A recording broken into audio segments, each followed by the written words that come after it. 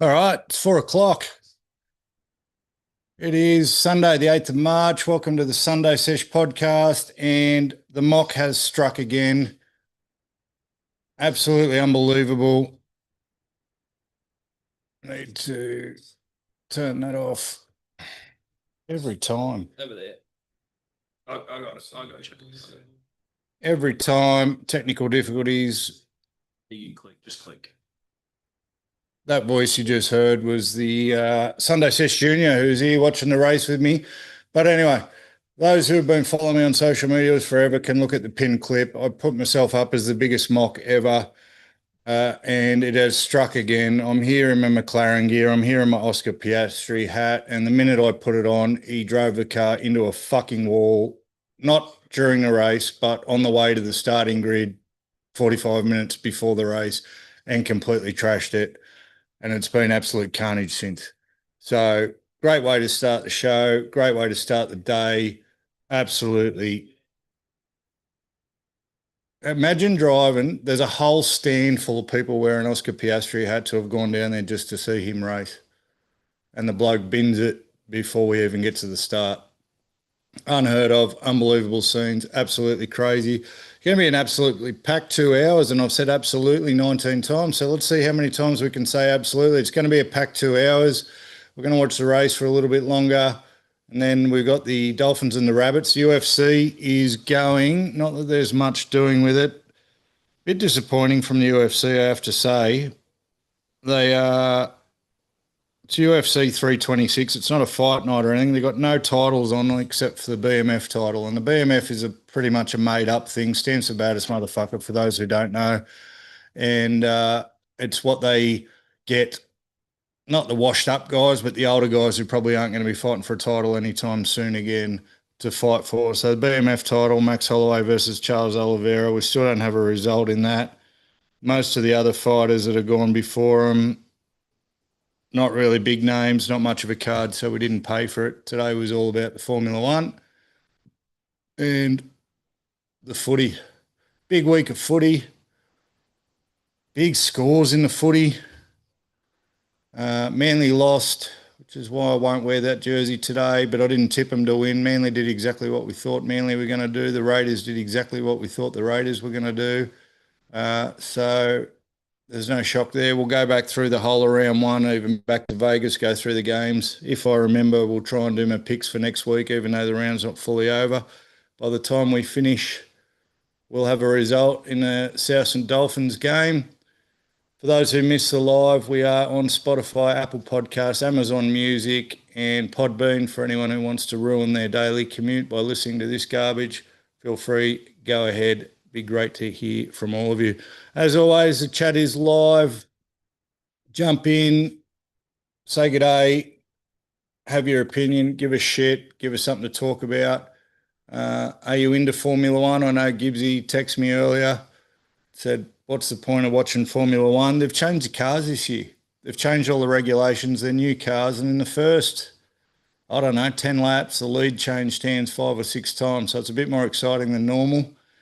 I'm more into the storylines of it, to be honest. So yes, it's cars going around a track, as Mr. Sunday Sesh always says, but there's some pretty dramatic, cool storylines in Formula One. They do it really, really well. For a sport that is just things driving around a track, they promote it really well. The drivers are worth $1 squillion. It's something like, I think we saw before, 426,000 people have been to Albert Park this week to watch the race. 426,000 people to watch cars go around a track. 425,000 of them there to watch Oscar, and he fucking bins it before we even get going. So well done, Oscar. Well done. What else has been happening? Well, we'll do the usuals. I wasn't going to have a book of Feuds this week. I wasn't angry enough, but then a few things have really pissed me off this afternoon, so we'll end up back there. We'll talk a bit of golf in a second. I know everyone's dying to hear an update about my golf. Steve Leary's here. Hey, howdy, gents. He says, g'day. Sunday Sesh Jr. says, "G'day, if you see a random arm that waves in occasionally, that's the big fella. We're on delay. So Steve offered you a job last week, Big Jack. He's a security supervisor, and I told him you were 6'6" and 195 kilos, and he said, Okay, 95's a little bit. 195's a little bit. well, he's not 195 yet. Maybe next week." No, wow. Wow. And he didn't like Formula One until we sat there today. I don't suppose you're watching the race, Steve. You'd be getting ready for the footy. Good to see you, mate. Before we get on to this week's footy, Steve, I've got some horrible news, some absolutely disgusting news, some very, very sad news. I'm not sure I'm going to be here next week for Knights versus Manly. Absolutely devastating, I know. But we've got a function on in the city on Saturday night. We're going to hang out with the kids in the city all day Sunday. I don't know if I'm going to be back in time for Knights Manly, which is absolutely devastating to me. Would have been good to sit here with you and watch Manly get one of 3 wins they're going to have for the year. I'm not sure.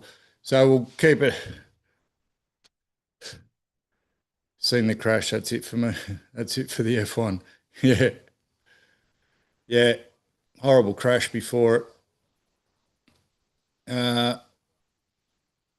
So I'll keep you updated, Steve, whether we make it back in time for 4 o'clock next week. If not, I'll still do the show. I'll do it when we get back a bit at 6 o'clock. But I wanted to sit here and watch with you while Manly get their one of 3 wins for the year.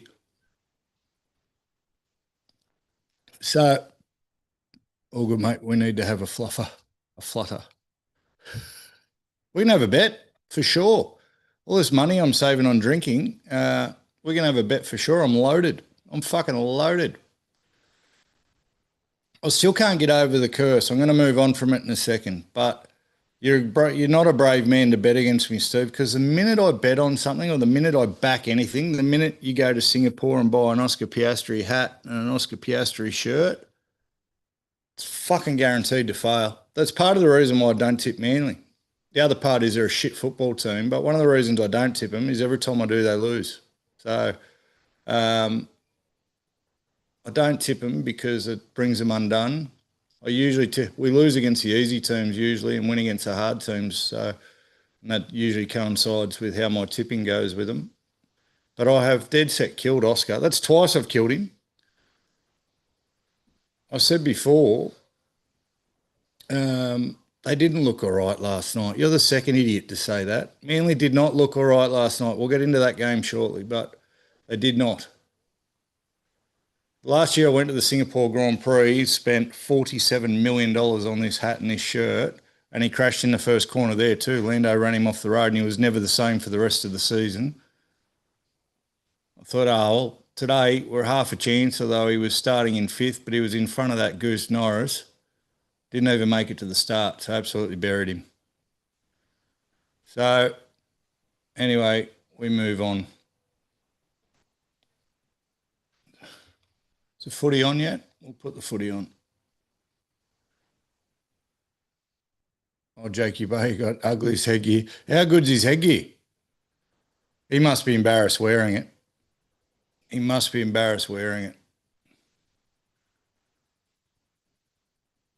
Let's get the footy on and then we can talk. What are we expecting from this game, Steve Leary?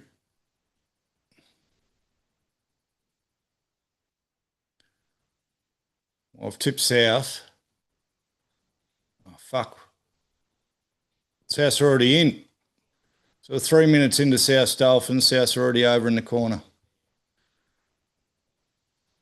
I've had a couple of shockers this week in the tips, I'll tell you that much, but I don't think South is going to be one of them. They're having 300 litres of rain over the next 3 days, Queensland, so we might see some of those people in the crowd wash down past us here on the Central Coast soon. So I'll start with my not book of feuds. I was talking to someone last night. I said, oh, shit, I don't think I'm going to have a feud for the week. You got South 1 to 12. Yeah, good call. I think I said high scoring game. Neither of these sides can defend. So I said 30 to 24, I think. We're already 4 after 3 minutes. So anyway, you don't want to invent a feud. Feuding's a very serious game. If you're going to have a feud with someone, it's got to be organic. It's got to be genuine. You can't make up a feud. And I got to last night, and I'm like, I don't think I've got anyone for the book this week. No one's pissed me off. I'm feeling all the love this week. So, and then I thought, oh, hang on. I didn't play golf this morning. I had to go and, well, had to, sorry, change my language. I went and watched my daughter play netball, which I haven't done previous. I've seen her play about 2 games of netball in her life because my work usually stops me, but they were playing on a Sunday. And I thought if ever I was going to be able to come up with a feud, it would be hanging around netball parents for a couple of hours. You know, sporting parents, not just parents who watch their kids sport. I'm talking about sporting parents. I'm talking about netball parents, people who live vicariously through their children. I thought for sure and certain I'd be coming away with a feud. Go on, mate, give the door a rip. Now you got to do the limbo under it. Sunday Sesh Junior just quietly leaving the cam cave. So anyway, I go to netball and no feuds. No feuds. The parents in Indy's team are cool to hang around. They think it's about as much of a laugh as I do. But it got me thinking, though, not sure how to handle the situation. These guys have been hanging out for a couple of weeks now. My wife's all up in it. Group chat. She shouldn't have put me in the WhatsApp group chat, but she did. She wants me to contribute and get involved. And listen, I deal with people all day, every day. So usually my weekends, hence doing a podcast by myself, I'm pretty insular. I don't like getting out amongst it. If I can go, I can easily go a day talking to no one.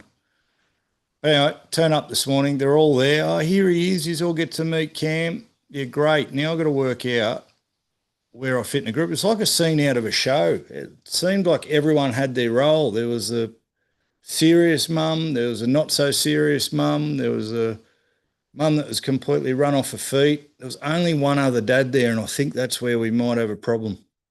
I felt like I was cramping his style. I felt like he felt a bit threatened. So he's the funny guy.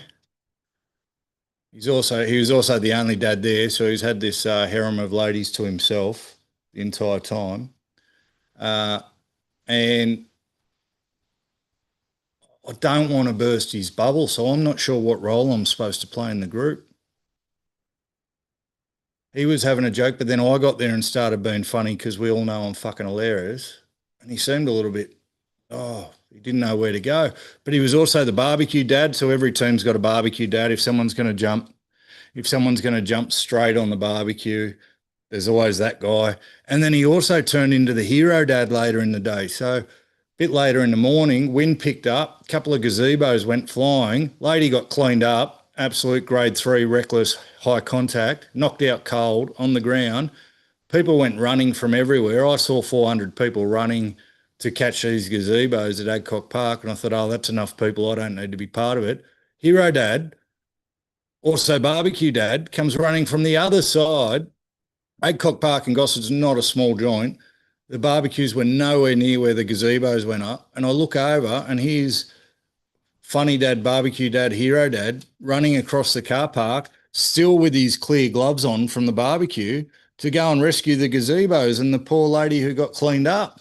And that's too many roles for one dude, and I'm not sure which one I get to take off him. I don't know where I fit in. I'm not here. Sunday Sesh Junior's just said it's not hero dad. So apparently I can't take hero dad. Do you want a microphone? There's another mic, mate, you can plug in. All right. There's another mic you can plug in. Yeah, that'd be good. And then I think there was a lady there who was hanging out with the team, was critiquing the team, wasn't even part of the team. That was blowing, mum. Cue the Foo Fighters. Yeah, it was like that, Steve-o. Dead set. I stood up on a block wall to get a better view, And as I'm standing up, he goes running, and he can't run fast. So Hero Barbecue, funny dad. He's not tall, doesn't have the longest legs, so not the greatest stride. But he was putting in the hard yards, and it literally could have been a montage out of Baywatch. He's getting across the car park, dodging a couple of potholes because the car park at Adcock Park, no fucking good. So I haven't come out of watching, enjoying my daughter's netball with a feud. I've come out with a loss of identity or a question mark on where do I fit into this world? And I hope none of them ever listen to this, because the true answer to where I want to fit into it is nowhere. I'm happy to be the absent father.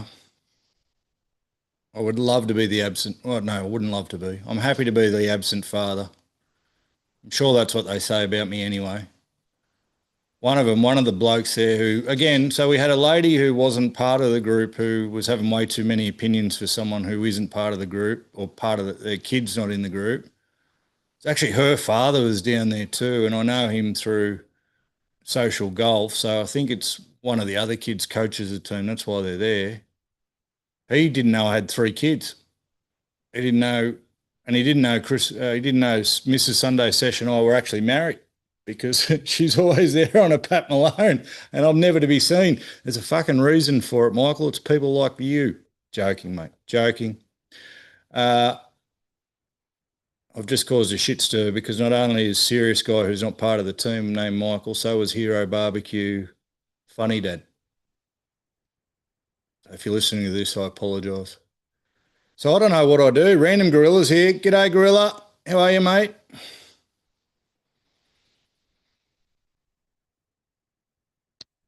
Random Gorilla needs to ship some rain weather golf gear up to Queensland. They're about to get pumped. They're about to get pumped. Where did the... Now, Gibbs is not on here, so that's all right. I've had to get some jerky for the podcast. It's not Jerky G. I'm not going to name the brand, but he's let me down. Random's good. Good to see you. Say hi to Steve, Random. So what do you boys reckon? What do I do with this netball situation? Because they've put me in the group chat.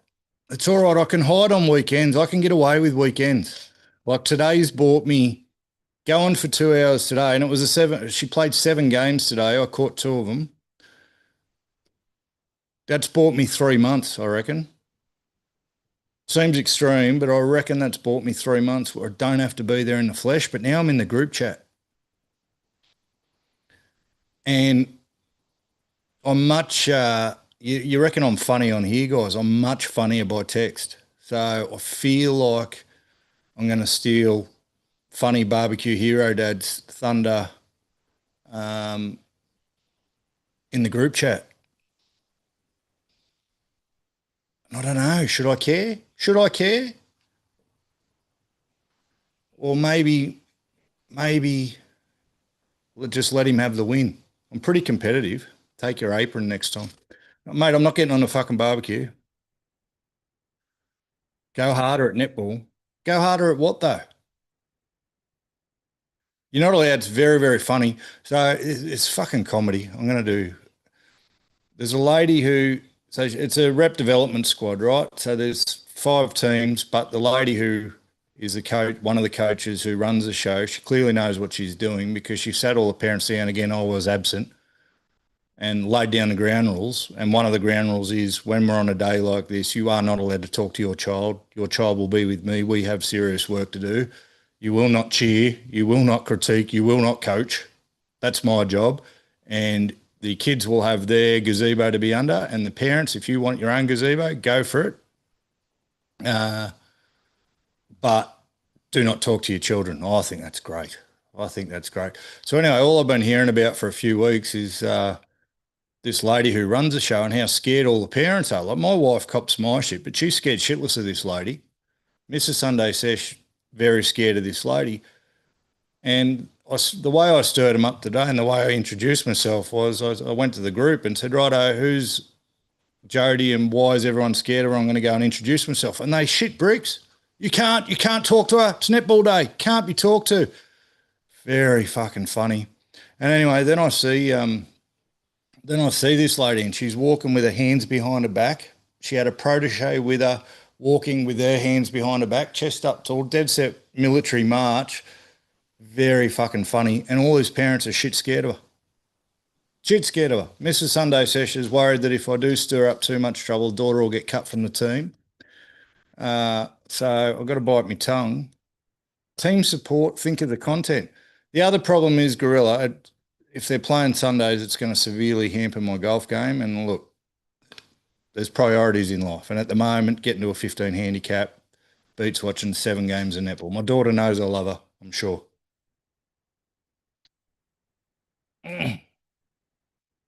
Jesus Christ. Jerky's a bit hard on the chew. I don't think content, Gorilla, when I'm doing things, mate. I do things and they happen to turn into content.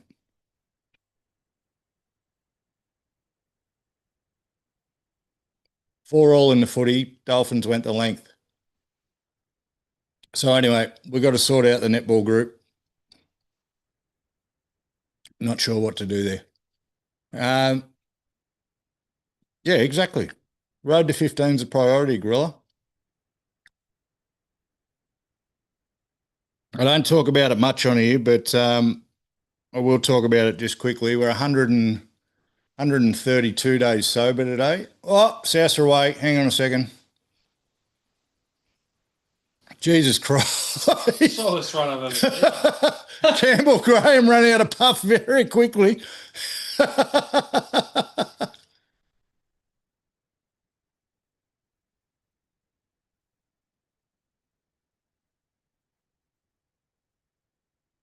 Campbell Graham just ran out of puff very, very quickly. That was quite funny to watch. So anyway, 132 days sober today, which is a weird day to talk about it because I know it's not an even number, but the last time I spoke about it was day 100. Latrell's in, Souths are in.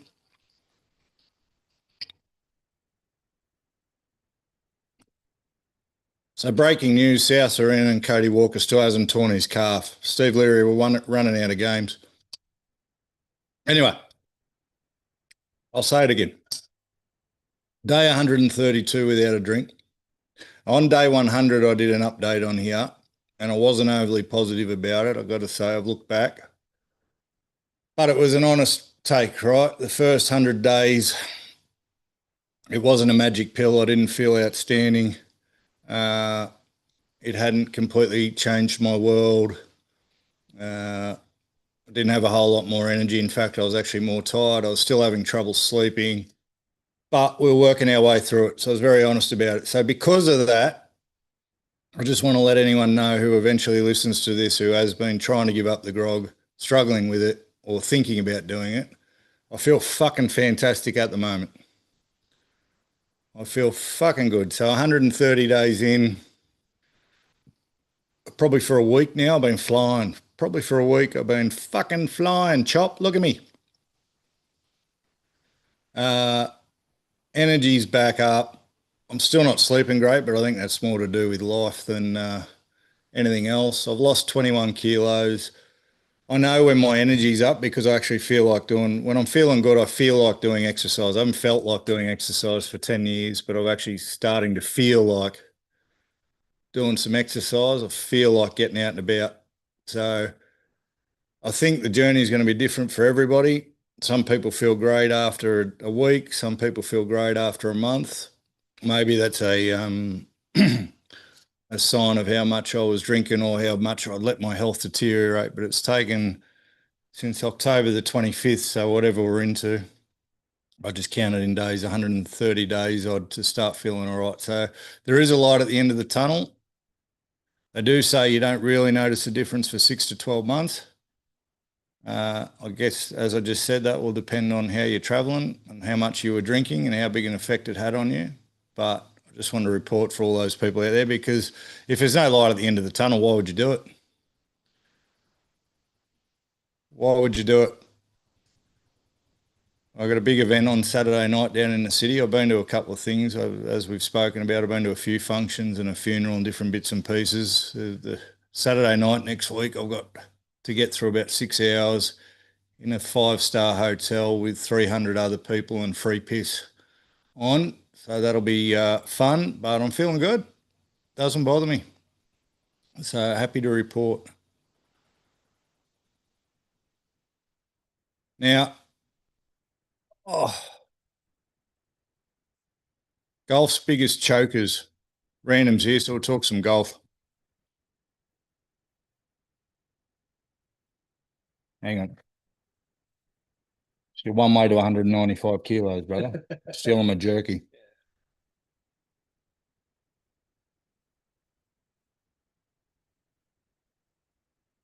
Shane Lowry. Shane Lowry is good. Seems like a good fella, doesn't he? Seems like good for a laugh, although his best friend's Rory, who we're feuding with, as everyone knows.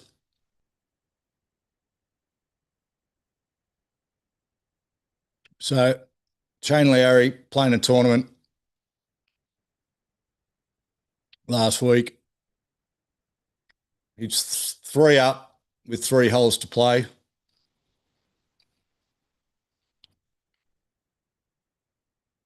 Why can't I see that? See what? Oh, the other screen that used to have concurrent viewers and things. Don't know. That'll be analytics, I reckon. That'll be that one there. Chat will still be there. Yep.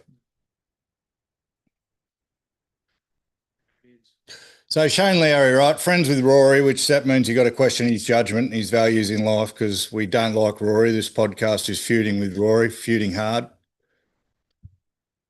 But he's never won in front of his daughter. His 4-year-old daughter's there. He's 3 up with 3 holes to play. Very hard to lose from 3 up with 3 holes to play. But what did he do? He put 2 tee shots into the water. He had 2 double bogeys in the last 2 holes, and he lost by 2 shots. Choked hard. Choked hard. Almost as hard as yours truly choked yesterday. So the road to 15 is alive and well. Anyone who's seen me post earlier, I'm down. I got another green flag yesterday, so I'm down to 16.7. It's the first time we've seen a 16, so we've got 1 shot to go to get down to 15, obviously. That's great maths. Thanks, Genius. Thanks, Scoop. What about South here? Killing it. Cody? Yeah. Is his calf all right, though? Cody's in, but is his calf all right? Jesus. So anyway, I try and have 1 Saturday off a month. I didn't have yesterday off, but I snuck out early enough to have play monthly medal at Royal Wong stroke event. Should have been round 2 of the Gibbs Wilson Invitational, but Gibbsy forfeited. Oh, he went out and maybe tore his calf while he did it. Take that back. Should have been round 2 of the Gibbs Wilson Invitational. So by my reckoning, forfeit is as good as a win. So I'm now 2-0 in the Gibbs Wilson Invitational. I will present myself a trophy later. You know I will. But I'm running out of time to get to this 15. So first hole triple bogey, not off to a good start. Shocking front 9. Could have chucked in the tower. One thing I'm very proud of myself when in my return to golf, I used to be known as a Black Hawk with my golf because after a bad shot, all you'd hear is thump, thump, thump, thump. Gibbsy's here. He was hiding in the shadows. Fucking knew the forfeit call would get you. Ha ha! I knew the forfeit call would get you, Gibbs. I'm a good fisherman. So anyway, terrible front 9, and old Cam would have thrown 100 clubs. Like I said, they used to call me the Black Hawk at Gosford. I've got 3 or 4 wedges sitting in the bottom of a dam next to the 12th at Gosford from hitting bad chip shots after missing the green on a par 3 and then launching the club into the dam. But since my return to golf, I'm much more mellow. I understand that bad shots happen. I don't get angry. The worst I do is the occasional swear word, only very occasional. And it does help that recently I've been playing with a bunch of people who are fucking prone to meltdowns. They make you feel good about yourself. Some of the people I've played golf with lately, when they're going bad, they make you feel good about life.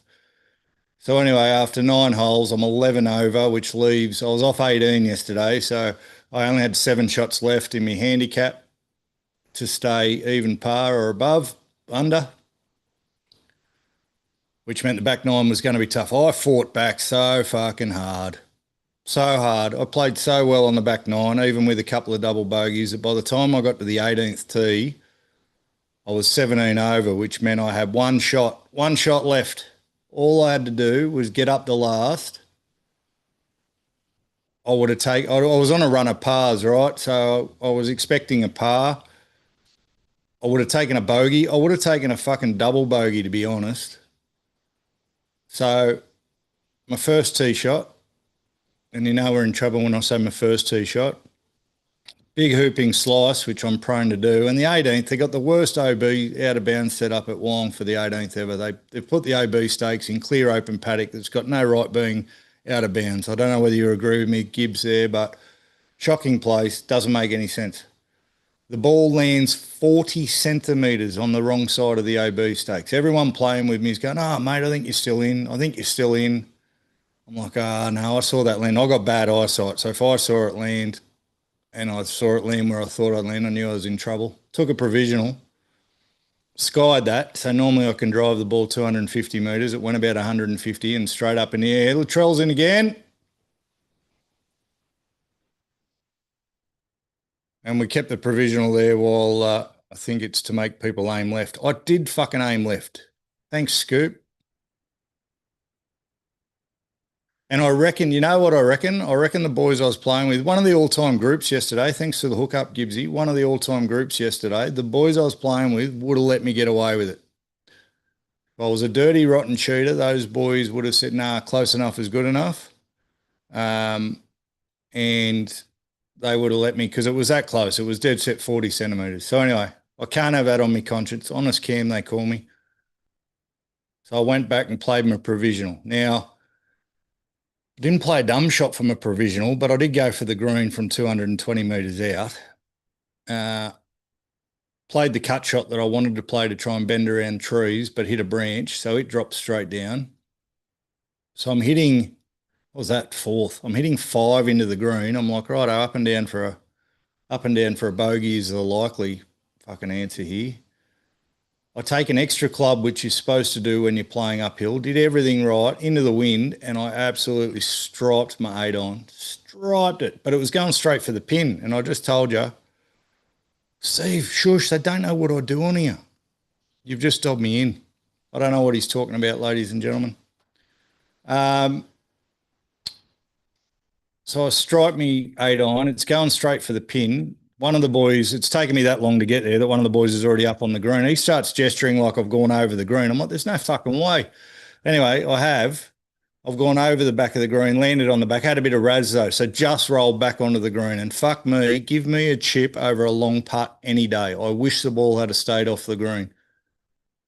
Pin was cut to the front, 18th at Gosford, very downhill putt.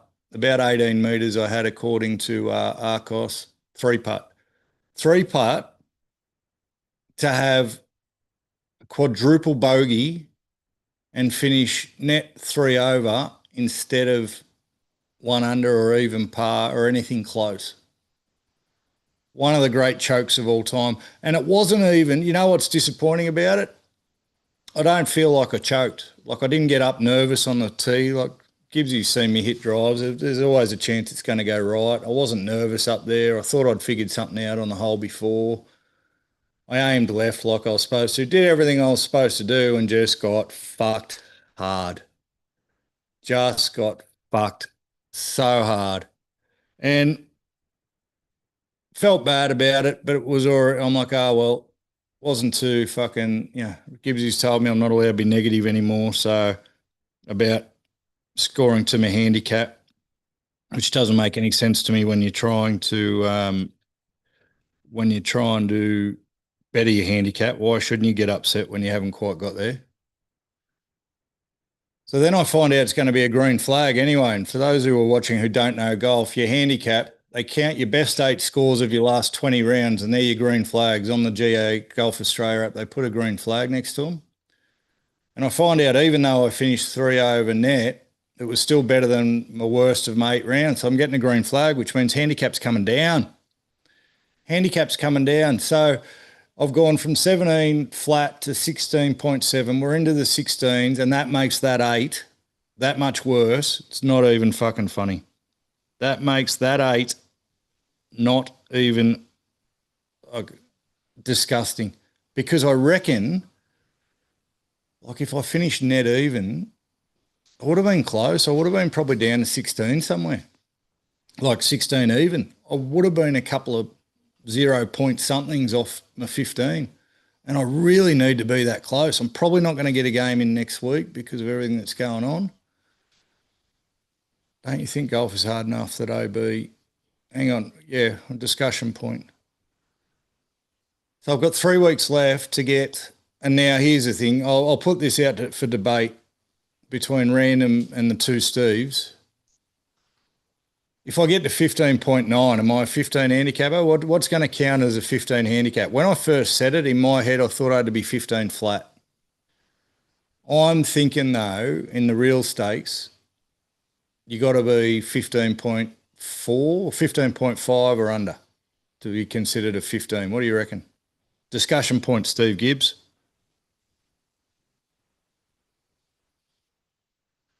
And I've just got one of my best mates is a huge Formula One fan, and his wife, also friends with my wife, you can tell because of what she's done to him. She's dragged him to a social event and not letting him watch Formula One. So while I'm doing this, I'm also texting him updates on the Formula One. 15.9 is play on. Okay.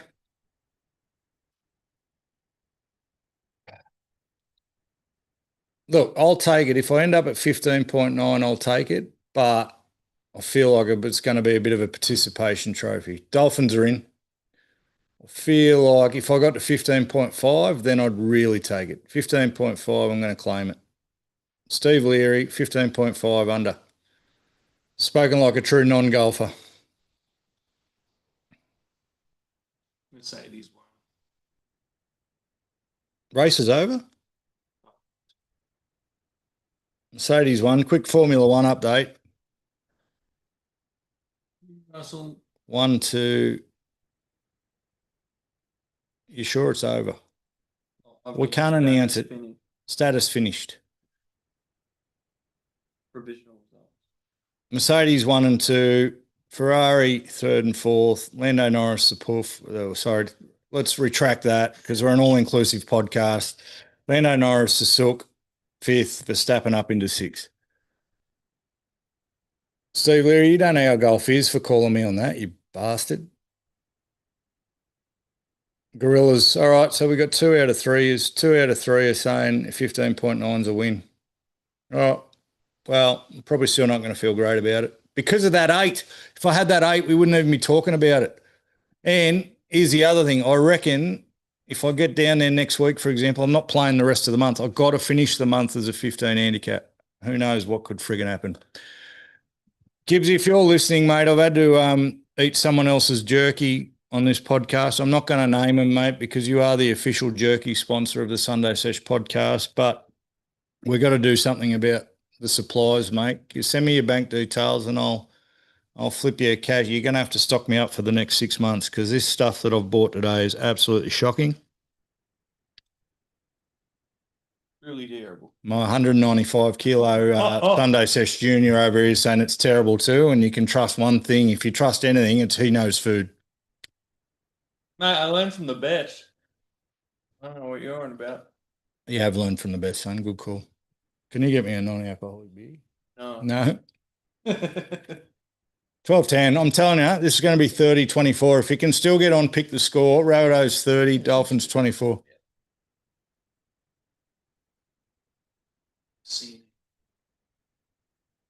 Well, at least now I know, Steve, that Leary, that if I get 15.9, you're still going to fucking win, aren't you?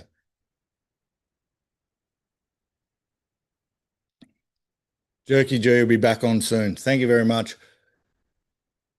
Random, I was thinking about, you still there, Random? I was thinking about when I was on your live the other day. If you're into your golf stuff, jump on Random Gorilla's channel. when you're on the live the other day, mate. Well done, by the way, throwing yourself out there. I know what you're saying about business people putting themselves out there. It's bloody hard.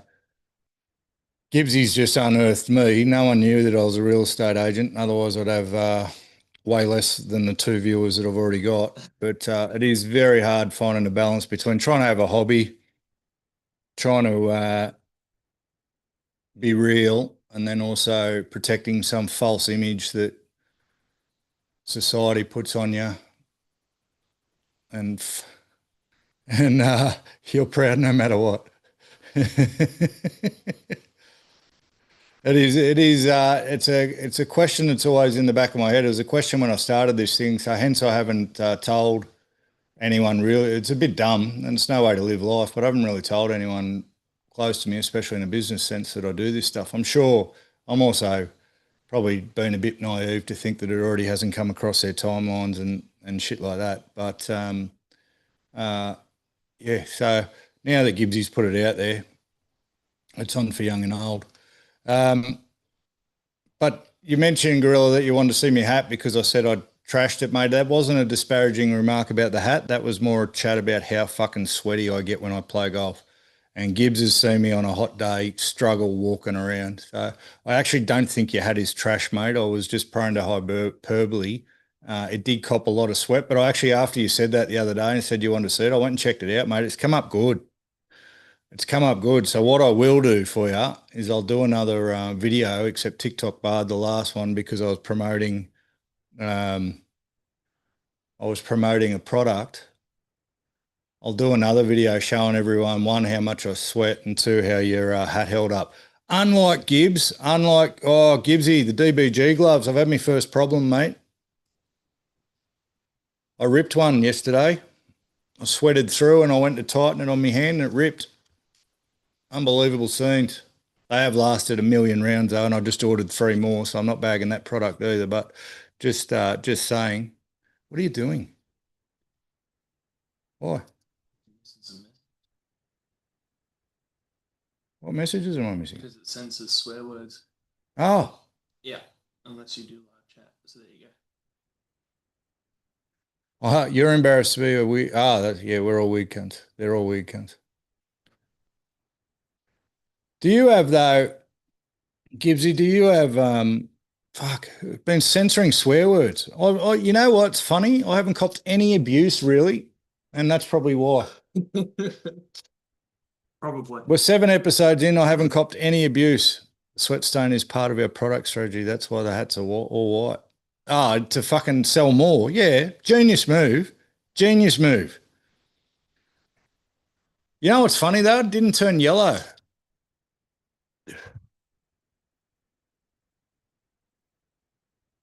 Don't put yourself down, Gibbsy. You definitely don't belong. Don't feel it. You definitely don't belong. I just worked out why no one's called me a cunt in the chat. So if you're doing live chat, it shows everything. If you do top chat, it just shows YouTube censors it basically. There you go. Have at it now, kids. I'll see everything you fucking said about me. So anyway, Gorilla, back to your selling hat strategy. That is genius. I'll only make white hats, so when everyone sells through them, they got to buy more. But it didn't turn yellow. I've got some. Am I allowed to mention other brands, Gorilla? I haven't checked the sponsorship contract. Martial arts legend belt starts with white dirties to black. Oh, you won't get me in a black hat. No, listen. I didn't say, yeah, so you fucking went off too early, Gibbs, which is what your missus told me as well. We got every other hat. I was about to give Random Gorilla a rap, but you fucking ruined it for me. I got a ping hat. I got 18 ping hats that I can only wear once because every time I wear them, I sweat through and they fucking turn yellow. They fucking turn yellow. And they're fucking expensive too. Hey, discussion point. We'll go back to your OB in a sec, Gibbs, but discussion point. Do you have to wear the brand golf gear that you play with? So I've got ping clubs, right? I wear a ping hat, but I've got nothing Callaway, but I wore a Callaway shirt yesterday. Should you be, or is it fucking no good to turn up with a ping bag, ping clubs, ping hat, ping shirt? Especially when you're a 16.7 handicapper. You're too a professional, you got to turn up in what the sponsors tell you. But as a 16.7 handicapper, is a little bit, how's it going to turn up in all ping, or do you have to because that's what you're playing? And then what do you do if your woods are different to you? Can't have Nike shoes with an Adidas hat. Well, why not? I would never wear an Adidas hat. I'd wear a random gorilla hat. Rabbits are in again. That was crazy. Rabbits are in again.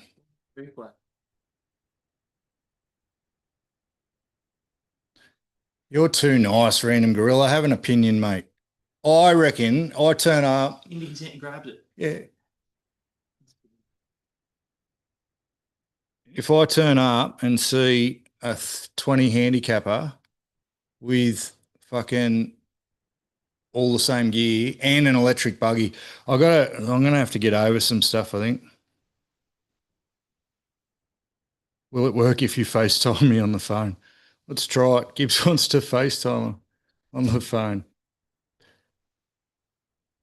Are you near your computer, Gibbs? I can probably send you a Zoom link, mate. You can jump on. It will work. I just don't know if we can see you. So what were you saying? I've got you on the microphone, so I don't know if they can see you, but they can hear. What were you saying? Point is, and I feel quite strongly about it. I think for the majority of golfers, like, golf is hard enough. So you're getting punished twice. Like, so let's take your out of bounds ball, for instance. Yeah. Yeah. So you hit out of bounds, and then instead of if that was water, you'd get to go up there and drop and play 3 from there. Yeah. But because it's OB, you've got to play your 3 from the tee. So you're being punished by the distance and then again by taking the penalty. Yeah. That's horrific. Why is that the case? That's the dumbest rule ever. I think, you know what I think is dumb? In-course OBs are dumb. Like that one at Wong, I count that as an in-course OB. Yep. Because it's inside the fence by 10 metres. Yeah. I reckon if you hit it onto the fucking highway, like I've also done, I probably deserve to have to hit another tee shot. Place the ball next to a club length off the fence and play 3. I don't know. They're meant to have changed the rules so there's no in-course out of bounds anymore, but that fucking thing at Wong's got to be in-course. They did move those stakes in, but yeah, anyway, that's a fair point. Yeah, I mean, should you be punished for hitting it in the servo? Yeah, possibly. For Footy? No, it's not for Footy. Who's that? Oh, South. Go, let's go. Fucking hell. Yeah, this is going to be 30 to 24. I don't know, man. I don't know. I feel like I'm a dickhead because I know that I'm going to slice it right, so I shouldn't take driver. So I probably, to get discouraged from doing that, need to keep having to re-tee the ball. I don't know.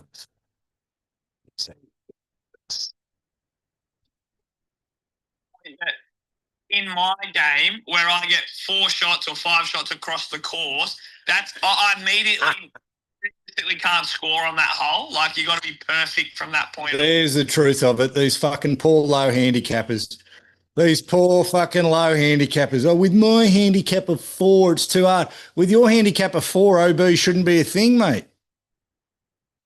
Did you see Shane Lowry last week? I did. You missed me talking about that. That's how we started the golf conversation. I said, big. He took iron and still went in the water. Yeah, I didn't see him take iron. Yeah, I know. That's how I started. I said there was a choke last week, but nowhere near as big as the Cam Wilson choke on the 18th yesterday. Yeah, that's unreal. Unreal stuff. Electric buggies, can't stand them. All right, mate. I'll talk to you in the chat. Yeah, sorry, brother. All right. See you, mate. See ya. That's cool. That was good. Could you guys hear Gibbsy? To an extent, you can hold it speakers. Oh, well. We went a little bit off script. I like it. I was thinking about getting a text line so you guys can just abuse the shit out of me. Why can't you stand electric buggies random?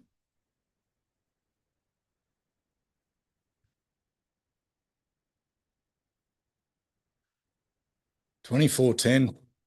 Who's standing out? Steve Leary. I know you're more watching the footy than not enjoying the golf talk. Who's watching? Who's killing it? There's a 24. Oh no, yeah. South will get to 30, then they'll drop the bag.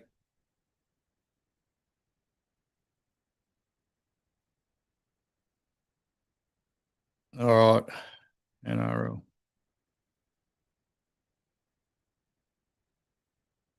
All right, let's get into let's talk about all the games, eh? We'll mix a book of feuds in there.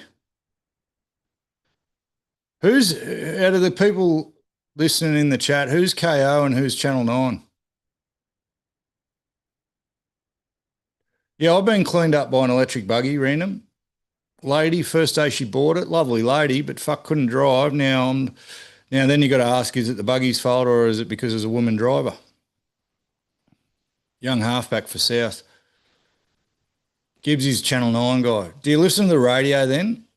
Do you listen to Triple M at all? You guys are all Channel 9. Fucking tight asses. I've got a big problem. We're feuding, and it might fall on deaf ears, so that's all right. I'm feuding with Brent Reid, the journo. Feuding with Reedy, the journo. He has become so biased. Steve Leary will know what I'm talking about. I can't listen to him anymore. I had to turn the radio off in the car today. He was on Triple M in the car.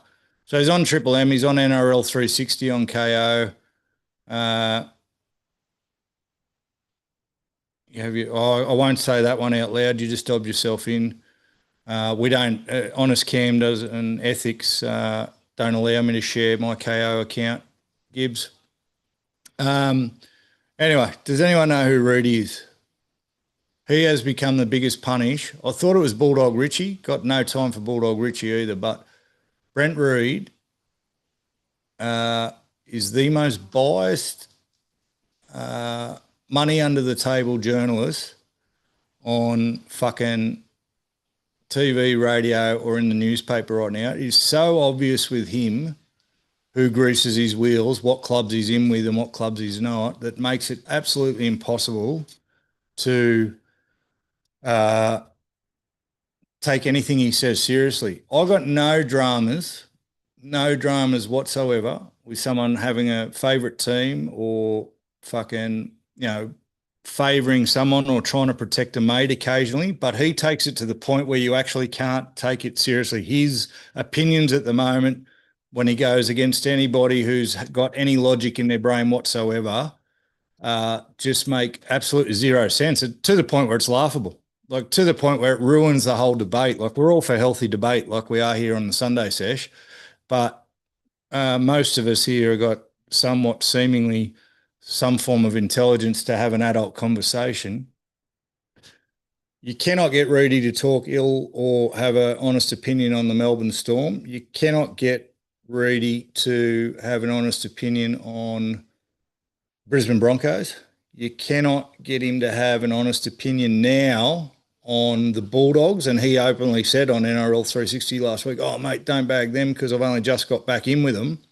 And it ruins the show. It ruins everything he's on. Today he was on Triple M. And I had the same problem last year with Golden Tallis and how heavily he was defending Kevy Walters. There's nothing wrong with sticking up for your mate, but you've at least got to admit when there might be an issue. Otherwise, don't be on television. Don't be doing that for a job, because your job is to actually analyse and give somewhat real facts, just like me last week who said Stephen Crichton wasn't worth any of his money 3 minutes before he fucking kicks a game-winning field goal. That's the sort of opinions we want. Honest, raw. So, but I think it's very easy to feud with the journalists and a bit fucking boring. So I'm not going to – he's in my feuds. I can't listen to him anymore. Bulldog Richie's another one. Now, he's not biased or anything like that. He just doesn't know what he's doing. His opinions are so fucking stupid. It's laughable. He blocked me on Twitter 15 years ago for saying as much, but he is spastic. Say what you want about Buzz Rothfield, but he didn't mind who he was pissing off. And I think once you take the job of a journo, you cannot care who you piss off because your job is to report what you see. Your job is to report what you hear, and you've got to be doing it without fear of consequence because that's your fucking job. Anyway, most of NRL 360, yeah. You know who does it well? This might be an unpopular opinion. You know who does it well, Gibbs? I reckon Braith and Astor does it well. I reckon Michael Carianis does it well. And for Braith to do it well is a huge call because he's a player manager.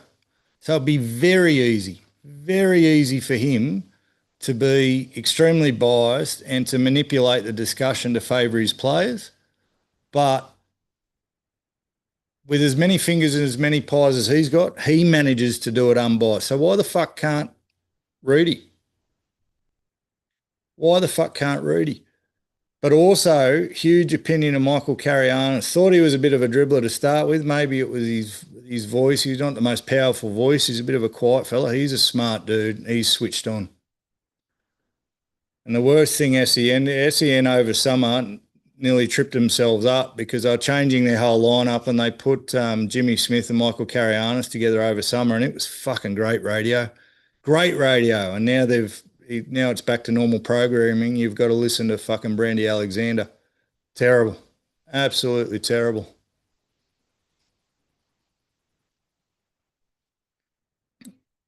Yeah, well, Mick Shamus, mate, how good's he going? He's now the GM of fucking PNG. How good is that? Just going to shut this door, guys. It sounds like there's a dance party going on in the Sunday Sesh household. Just hang on a sec.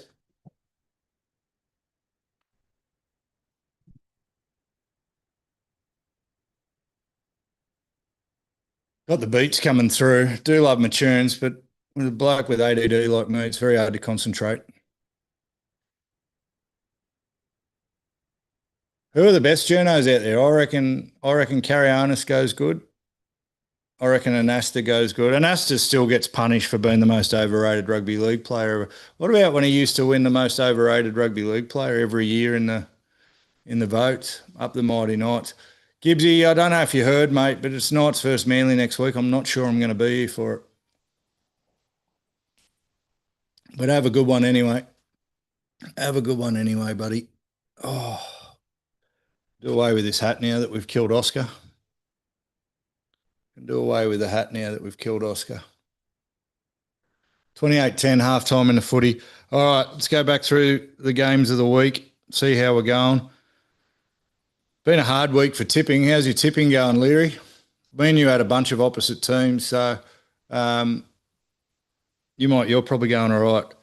All right, feels like it was a year ago, but Las Vegas, Knights over the Cowboys. Knights look like rock stars. Cowboys look like they're going to struggle for the year. Couple of key points. Todd Payton's going to have to start looking in CCAD soon because that was to have a whole preseason under your belt and dish up that was absolute horseshit. Terrible in attack, and with the attacking players they got, absolutely shocking. 5 wins for the week. I think I'm going to go 4. I think I'm going to be 4-4. 2 sideways. You can't have a side with Dearden and Drinkwater in it and be running that sideways. So whoever's steering their attack is not helping him whatsoever. And he's got a whole new coaching staff up there, Todd Payton. Knights look good, but listen, they were playing the Cowboys. I thought Dylan Brown did what Dylan Brown's going to do. He looked like a bloke who's been paid way too much money for no particular reason. Knights look like they're going to be good as long as Kalen Ponga stays on the park, but you can't really judge it because they're playing the Cowboys. So we'll see what happens with them in coming weeks. Dogs 15, Dragons 14. We were on air for that. Listen, Dogs didn't look good. I think I picked them to come 5th. That might be all they can do. I've already put them in there maybe next year in the power rankings. You know, it's funny. I wasn't going to because my ego, but then I posted the clip about me saying that Stephen Crichton, not that much chop, expecting to get huge blowback for looking like an absolute goose. And I didn't get that much blowback. And you know why? I reckon it's because most people agree with me up to a point. Yes, it was funny that I said it right before he kicked a match-winning field goal, but it's not that he's not that good. He's a fucking great player. I just reckon the Bulldogs need some game breakers, and I don't reckon he's one of them. Great leader, great defender, great centre. Someone had a go at me saying he's the best centre in the game. He might be, but they need better. They need more. They need a fullback. They didn't offer much in attack, and it was against the Dragons, who are going to come last. So to only beat them by a point, everyone's saying, oh, the Dragons were gritty, the Dragons were this. The Dragons served up nothing. The Dragons served up absolutely nothing and then butchered the end completely. So what did we learn from that game? I don't think the Bulldogs are going to do much this year. I heard someone saying that Galvin will be out in 2. Galvin's not going to be out. They've hitched their wagon to him. So I don't know what they do there. I'm not sure how they fix it. Now, the Dragons. The Dragons are going to be my book of feuds for the week. And I know I've already said I'm feuding with Gutho, and I've probably already said I'm feuding with the Dragons, but I'm going to reiterate it. I put a clip up during the week that it sort of explains the reason why I'm so off the Dragons. And I've said a couple of times my problem with Shane Flanagan and my problem with Gutho is the fact that whenever anything goes wrong, it's never their fault. Well, the problem the Dragons have got now is that it's infected the whole club. As late as Thursday, they were still arguing about the refs costing them the game. As late as Thursday, they were seeking a meeting with the NRL over the bad decisions that cost them the game against the Bulldogs. So 4 or 5 days after they've lost the game, 4 or 5 days where they should have been planning for the next fucking win, 4 or 5 days where they should have been practicing setting up for a field goal, a la the Raiders last night, they were still complaining about the ref costing them the game. Shane Flanagan gets in his press conference after the game, rightly livid. Now, listen, they probably got dudded. Not saying they didn't get dudded, but I also will say that Parramatta got dudded against the Storm. I'll also say that the Roosters in the penalty count got dudded. Everyone gets dudded by referees because the referees are shocking at the moment. The level of refereeing in the game is fucking terrible. There is only one team 5 days on still complaining about it. And that is a problem with Shane Flanagan. That is a problem with Gutho. That is why the Parramatta got rid of Gutho the minute they fucking could. And the problem in life and the problem in business, and you now know what I do for a living. I run a business and I own multiple offices and I got quite a large payroll, is monkey see, monkey do. I'm also a parent, right? To my wonderful children. Wonderful indeed. Monkey see, monkey do. If the people at the top won't take, and one of my favourite sayings ever is, if it is to be, it's up to me. If it is to be, it is up to me. So it doesn't matter what goes wrong in your world, doesn't matter what goes wrong in life, it doesn't matter what goes wrong at work, and it doesn't matter what goes on the fucking football field. There's only one person who can potentially change it, and that's you. And that is the culture that all the successful teams have. And that is the opposite culture that all the losing teams have. All the losing teams, and the Tigers were doing it for a long, long time. They've seemed to try and change that around under Benji, have a culture of it was someone else's fault. Shane Flanagan got done for peptides, wasn't his fault. Shane Flanagan got done for salary cap cheating, wasn't his fault. Shane Flanagan then got barred for those two things and then broke his ban, wasn't his fault. And that's the guy you got leading your club. That's the guy you've got leading your club. I've got the same problem at Manly. Seabold is exactly the same. Nothing is that bloke's fault. That bloke ran Brisbane into the ground, and then because he got bullied on social media, now be careful here, bullying's no fucking good, right? And no one should get threats and all this sort of stuff. But that guy goes on a current affair, no less. A current affair and whinges about getting picked on. Instead of going, fuck, I've got to find a solution to this problem, not fucking whinge about the problem. And that is a problem Manly have now got, which I've said before. So I'm fucking feuding with the Dragons. I'm feuding with Shane Flanagan, and I feel bad for their supporters because you aren't going to win. You will never win with those guys at the helm. Not a chance. Not humanly possible. Why would a player take responsibility for their performance if the coach won't take responsibility for his? Why would a player take responsibility for their performance if the captain won't take responsibility for his? They don't need to. They don't fucking need to. Now, you run that parallel with people like Ricky Stewart. Now, Ricky Stewart has a crack at the refs, but he also has a crack at himself, and he also has a crack at his players. You, to some extent, I'm 50-50 on Trent Robertson, right? Trent Robertson will also have a crack at the refs like he did after the Roosters game, but he also knows and will say publicly that they weren't good enough. Craig Bellamy will say very publicly they weren't good enough. They don't sit there and blame other people for their fucking problems. And it's just got me, it goes against every fucking leadership book ever written, which they've all read, but they keep these people in charge of NRL clubs and expect a result. So I'm sorry, Dragons fans, you're fucked as long as he's in charge.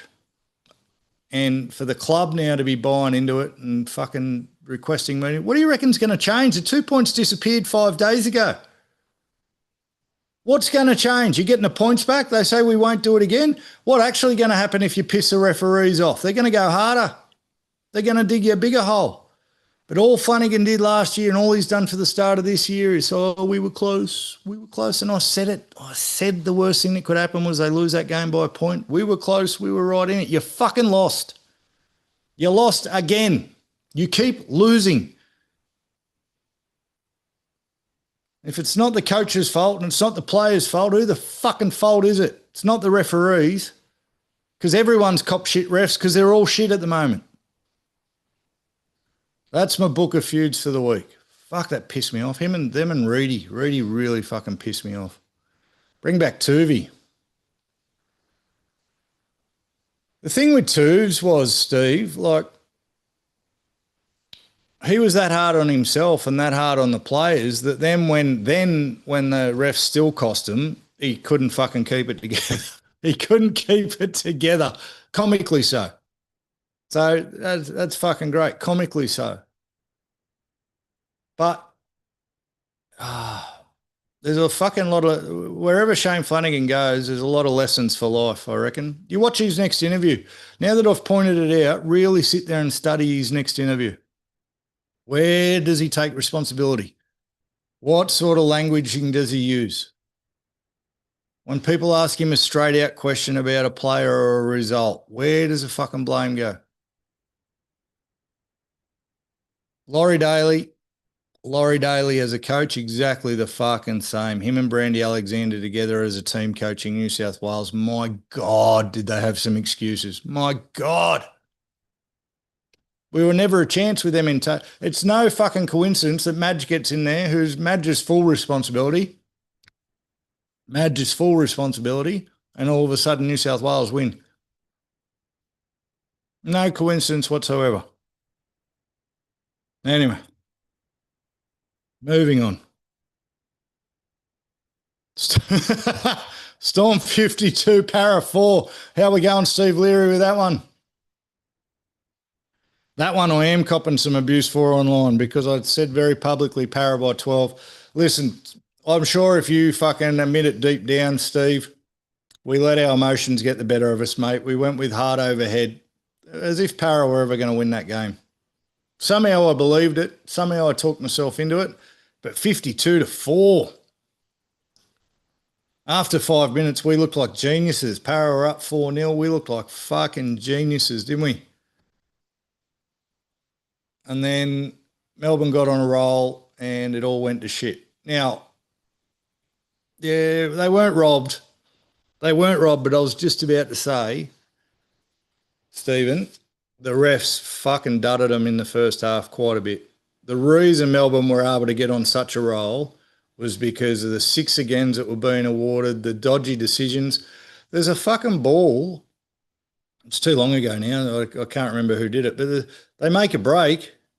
Bloke passes the ball 1.5 meters backwards along the ground. The ref calls it a knock on, and then the fucking bunker, they challenge it because you should fucking challenge it. It was the wrong decision. The bunker backs the ref up and says, yeah, that was a knock on. Fucking horrible decision. So it made it impossible for Parra to get on a roll, but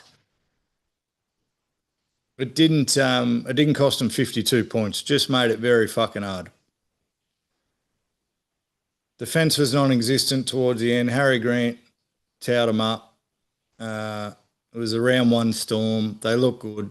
They looked really good, but I'm not elevating them at all in my opinion. They're still grubs, still can't stand them.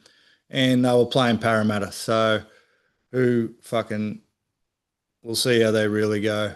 I wish I had Suafalongo in my super coach though. I didn't have him.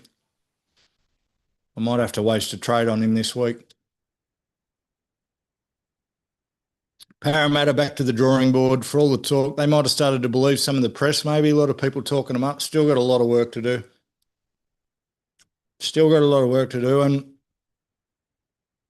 it's all the jigsaw pieces are starting to come together. Part of my optimism for Parra, I know I was high on them from the start of the year, but it was just a momentum thing. But I also took way more than I should have out of the Parra Roosters trial down in Gosford because the fucking Roosters look shocking.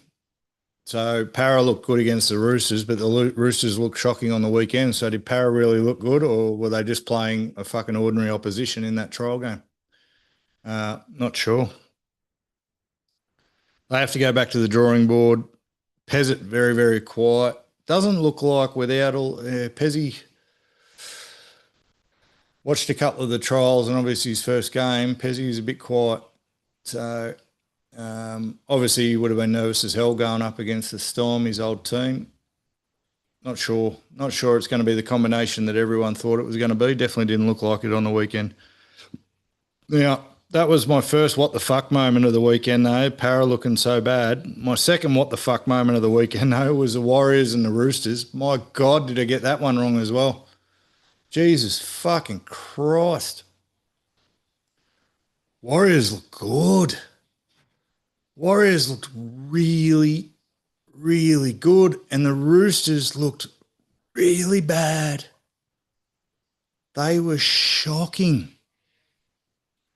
I went against all conventional wisdom, didn't pick Nico for Supercoach and put Sam Walker in halfback because him and fucking Crichton were going to run amok down the left edge. They did nothing.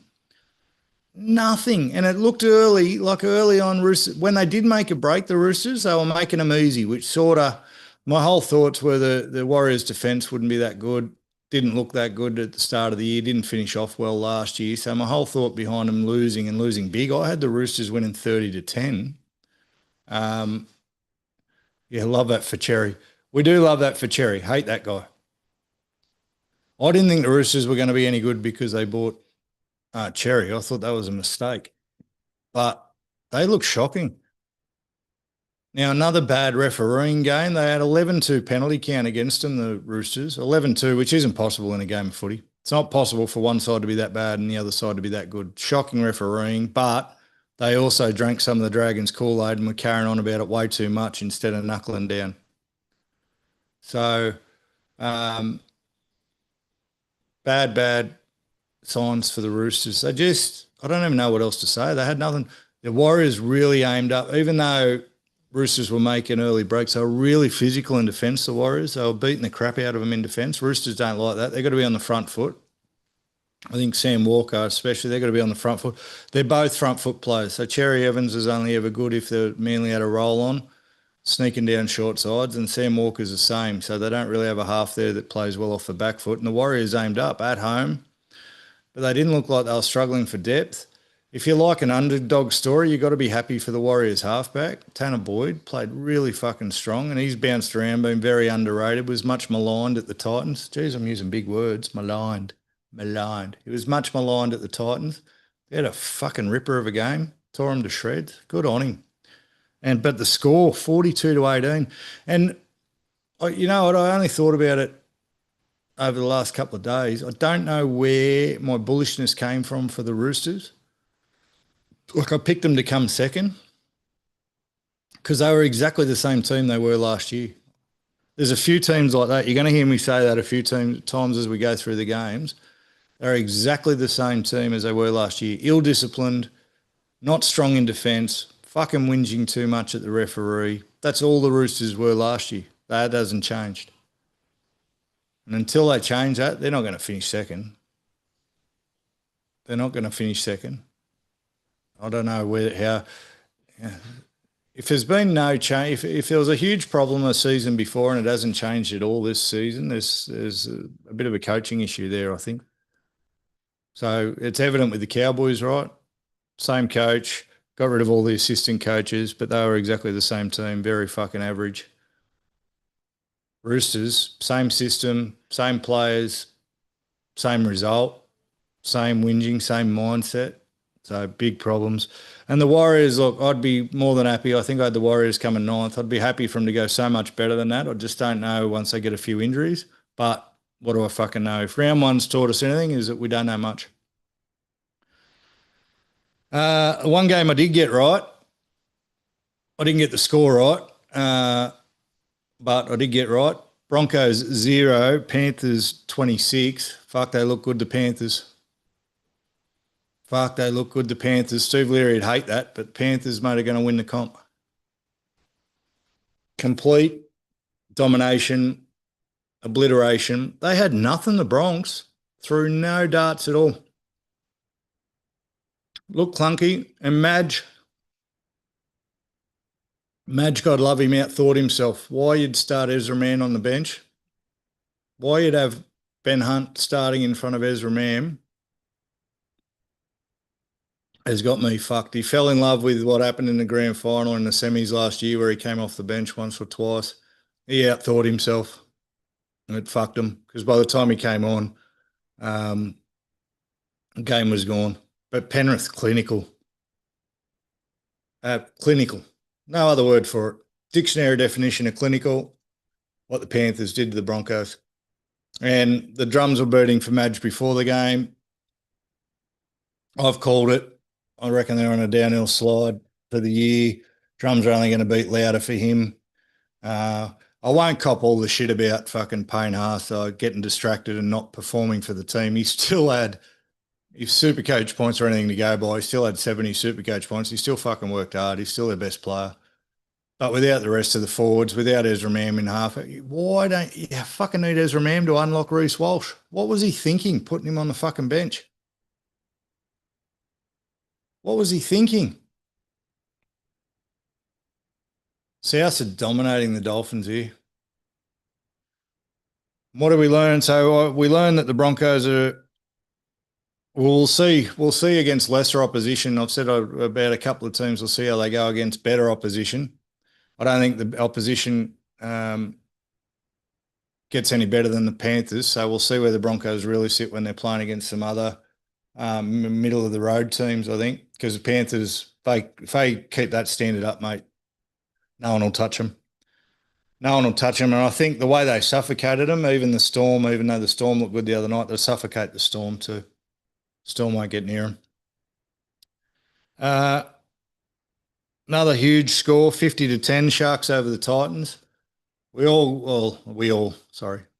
fell a bit in love with the Titans story in the preseason and during the trials when they were looking good. I did remind myself last week that it was still the Titans and that my first prediction was they were going to have a Parramatta-esque season from last year. That bore true. Yes, they didn't have Jaden Campbell, but Sharks did exactly what they should have done. Sharks have had the same team for the last 5 years. Titans have got a lot of new squad. None of their got rid of a lot of their so-called star players. They were always going to get beat by 50 and had to get beat by 50. If the Sharks didn't put at least 30 on them, then you'd have to be questioning the Sharks.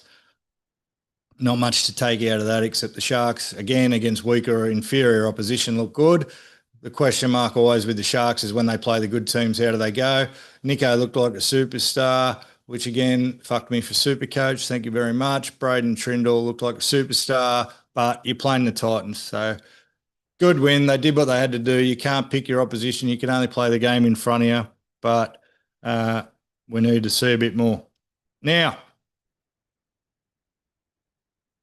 this is where I get to pick a bone with Steve Leary and Steve Gibbs, but he jumped off. Fucking Manly Raiders. Everyone will say great game of footy, and I've had multiple people, both named Steve, tell me that the Manly looks okay. Manly did not fucking – Manly were Manly. So here's two teams. Two teams were exactly the same as last year, both of them. Manly looked good in attack sometimes. They only got to a 14-0 lead because the Raiders, thanks to the refereeing again, didn't have the ball for the first 11 minutes. So the first 60 tackles of the game, the Raiders didn't touch the ball. Manly did what Manly should do, any team should do with that much possession. They put 14 points on them and went up 14-0. Turbo looked fucking outstanding, which scares the crap out of me because it's going to be even worse when he gets hurt. He looked outstanding, Turbo. But then the fucking Raiders got the ball and they scored with their first touch. The Raiders got the ball and scored with their first touch, and then they kept scoring. And from 14-0 down, it went to 28-14 Raiders, because that's what Manly do. They're soft as shit. They've got a weak mindset, all brought from their fucking coach. And the minute they get into any adversity, they fold, and they fucking folded. Now, the Raiders do what they always do, which is play with their food. The Raiders are that good. They don't like it. They don't like dominating teams. They're like, fuck, we're 14 in front. Let's see how exciting we can make this. You think back to last year, how many times the Raiders won in the last minute or the last 5 minutes or something like that. You think the one time it didn't work for them is where they were flogging the Broncos in the semis and the Broncos ran over the top of them, and then Canberra couldn't get back, even though, well, they did. They got back 3 times in overtime but kept getting denied tries. So Manly haven't changed a bit.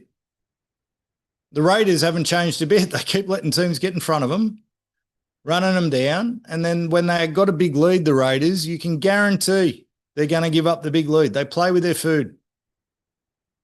They're that good that they know that they can probably come back from fucking anywhere.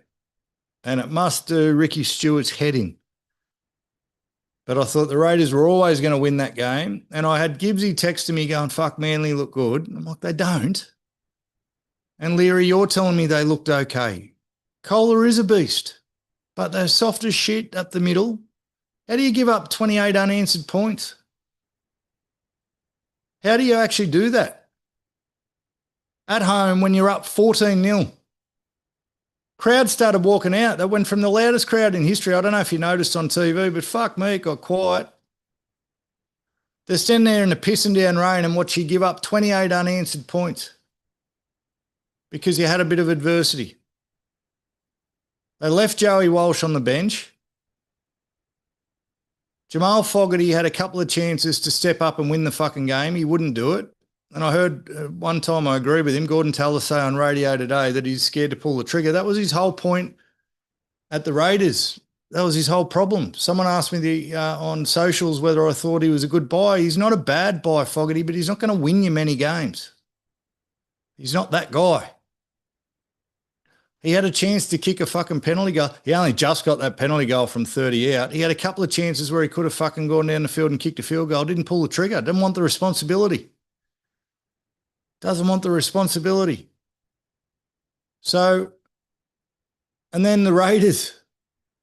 So instead of wasting all their energy confronting the NRL about a game they've already lost, the Dragons should just watch the Raiders last set. They picked it up on their half-metre line after KO Weeks fumbled the ball a couple of times. They went bang, bang, bang, bang, and then their fucking 20-year-old halfback steps up and just glides. That was the most... It was like the golfers aren't on here anymore, but it was like the nice, easy 6-iron swing that you hate it when blokes have. They swing the club so fucking effortlessly and it goes a million miles and half a foot from the pin. That's what that field goal looked like. He just stepped up and caressed that 40 metres and through the post, which Fogarty couldn't do and wouldn't do. It was beautiful. And if the Dragons want to look at fucking anything why they lost that game is because they couldn't do that. They couldn't just go bang, bang, bang up the middle of the field, set up perfectly for a field goal and kick the fucking thing. That's not the ref's fault. That's their fault. The Raiders look good. The Milt look good. I said at the start of the year, all they did last year was blood young players. They won the minor premiership. Now everyone's saying they won't be as good this year. How do you not be better when all your young players have got more experience now? They can only be better. So well done to the Milk, Manly. Fuck. And listen, I'm a Manly supporter and I want them to win, but their problems haven't changed. I don't think their problems change until their leadership changes. Fucking coaches on the beach meditating instead of fucking working out how he's going to turn this around. So it'd be between him and Peyton for first coaches sacked, I think. I don't know who he's bribed in his life to even get another job, Seabold, but he's got to go for sure. For sure. Do you have any other thoughts on that game, Steve Leary?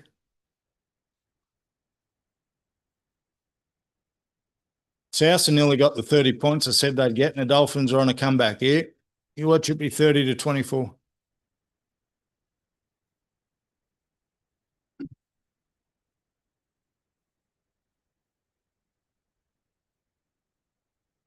Where's the scores?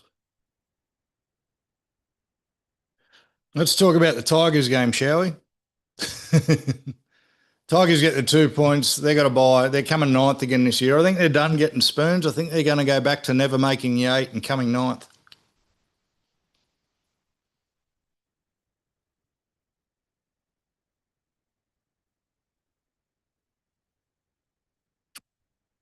So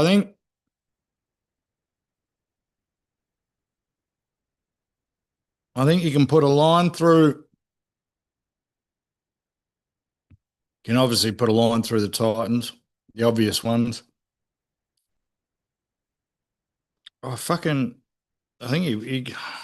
if they got that sort of performance in them, you kind of got to put a line through the Eels doing anything substantial this year. They had huge problems. Huge problems. I think the Warriors are going to excite people as long as they can stay healthy.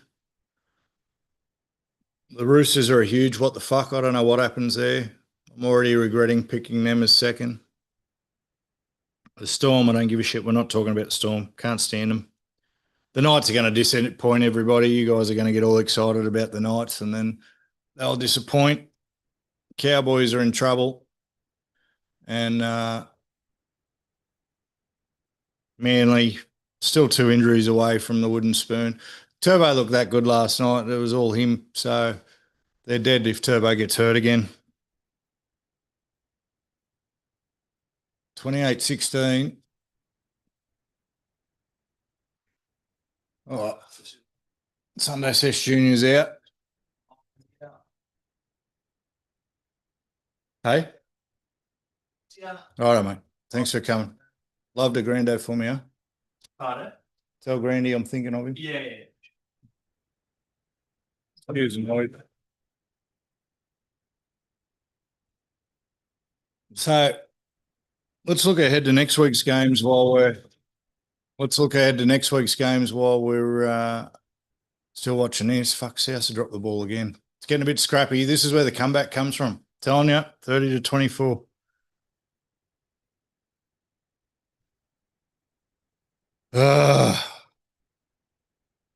All right, first game next week, Thursday, Broncos Eels.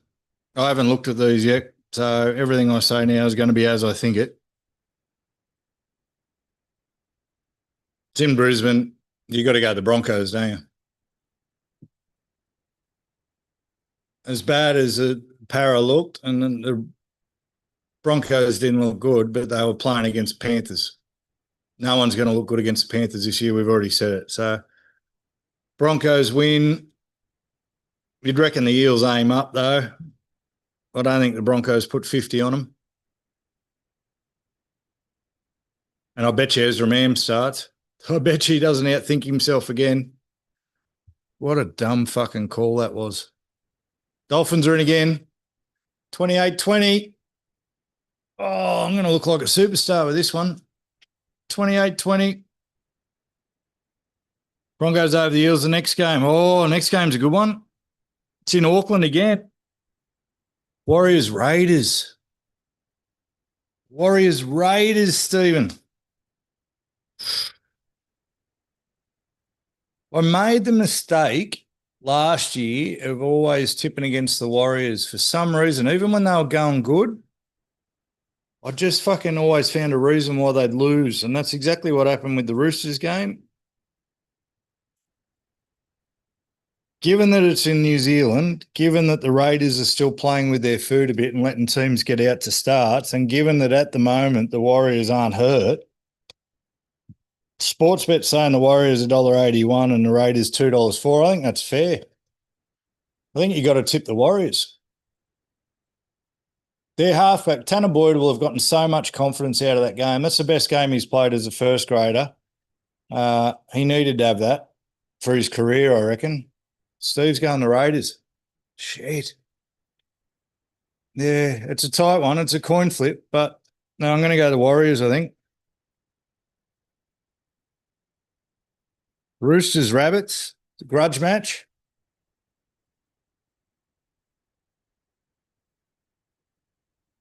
Well, I think you've got to go the Rabbits based on what I'm seeing up here. Although,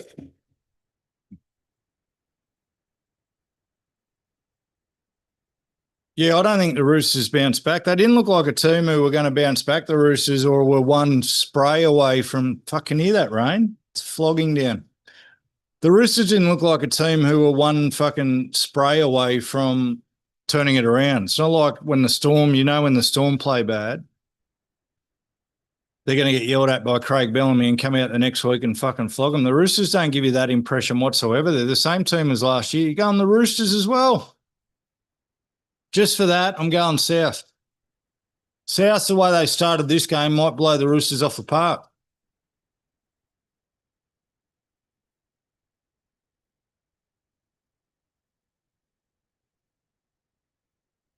South are leaking a lot of points in this game. They're always going to leak a lot of points in this game. The Dolphins can score points.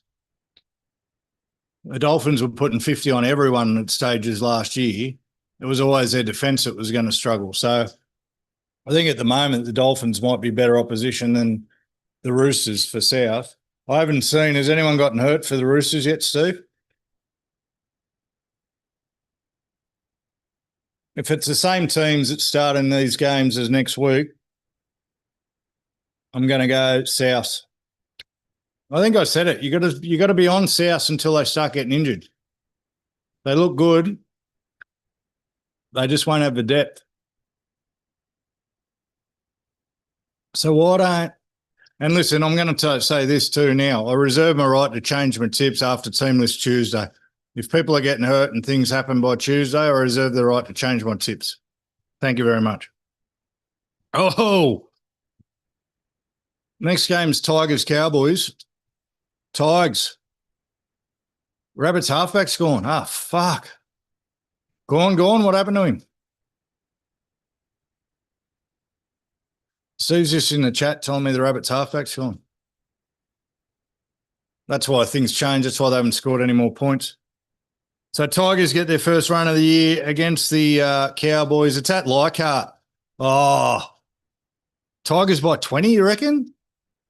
Tigers by 20 against the Cowboys at Leichhardt. First time seeing the Tigers. They look good in the trials. Everyone else who's looked good in the trials has gone like absolute bastards in round one, and I've over promised. So we'll say that the Tigers are going to beat the Cowboys by 20. The Cowboys are fucked.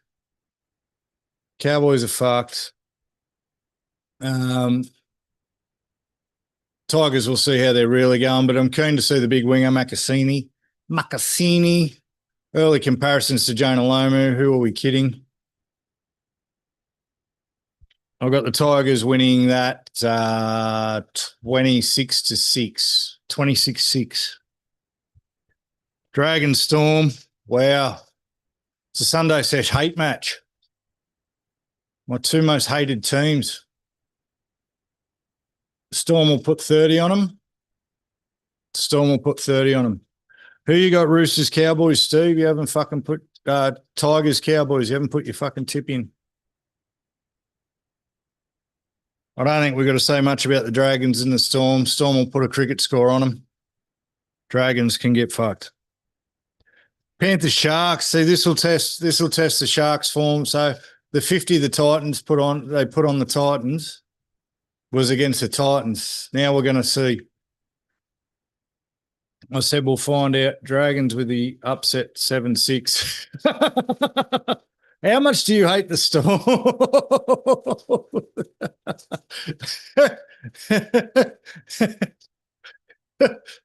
Steve Leary's got the Dragons beating the Storm by a point. They don't win close games, the Dragons. They always lose, and it's always the ref's fault. Tigers 13 plus. Yeah, agree with that. Tigers by 20. Panthers over the Sharks. Can't call it any other way. We're going to find out really how the Sharks are looking. Maybe a tight one, though. Maybe 12 points in it. Panthers 1-12. I think the Sharks will offer a bit more than the Broncos did, but obviously they're not going to put 50 points on anyone else. Panthers 1-12 against the Sharks. It's in Bathurst. Oh, Panthers love playing in Bathurst. Panthers love playing in Bathurst. Eagles, Knights. Eagles, Knights. I'm so upset that I might not be here next week for this. How good would that be to sit there and watch this fucking together, Stephen? Gibbsy's actually made noises about coming down and jumping on one day, so we should next week would have been perfect for it. What's the wager going to be? I'm going to have to go Manly. I can't go the Knights now. What sort of a fucking wager do you want to have, Steve?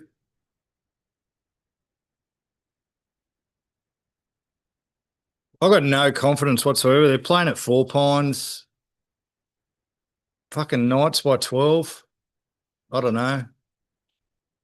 I've got no confidence. I'm confidentless.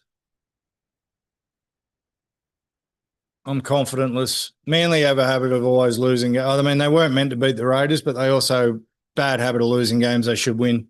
Generally, if you watch Manly, they'll put something together against a really good team. They'll knock someone off and everyone gets their hopes up. They'll beat a top 4 team and then lose to the underlings. And let's be honest, fucking Knights are underlings.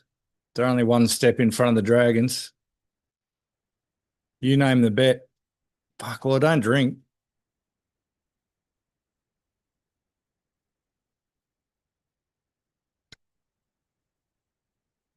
We'll put 20 on it. You want to put $20 on it, Steve?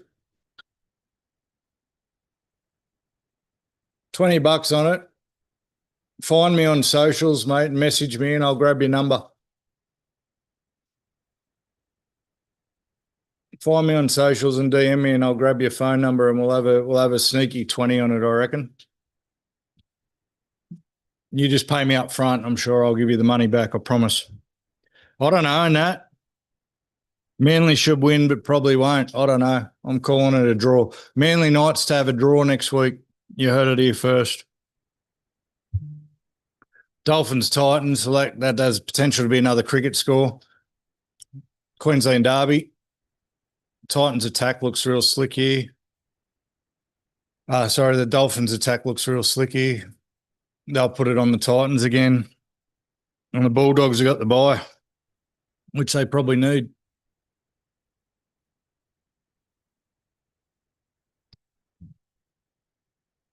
I reckon, yeah. What price to draw? There'll be a draw. Very good chance there's a draw. 32-22. Fuck, they've blown out me 30. I'm still pretty good about the high-scoring game, though. Dolphins 18 plus. Righto. Yeah, against the Titans. You're probably right. So who have I ended up with? Photos from me tips.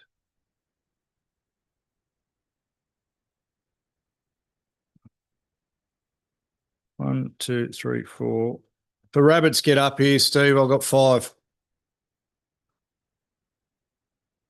Got the Cowboys wrong, got the Eels wrong, got the Roosters wrong. And I had Sharks, Raiders, Rabbits. Would you ever tip against the Knights, Steve? I don't think if you're in a tipping comp, especially if you're in a tipping comp for cash money, I don't think there's anything wrong against tipping with you against your team. You got to use your head in these decisions. If you're compete, because you know what? I've already had me brother.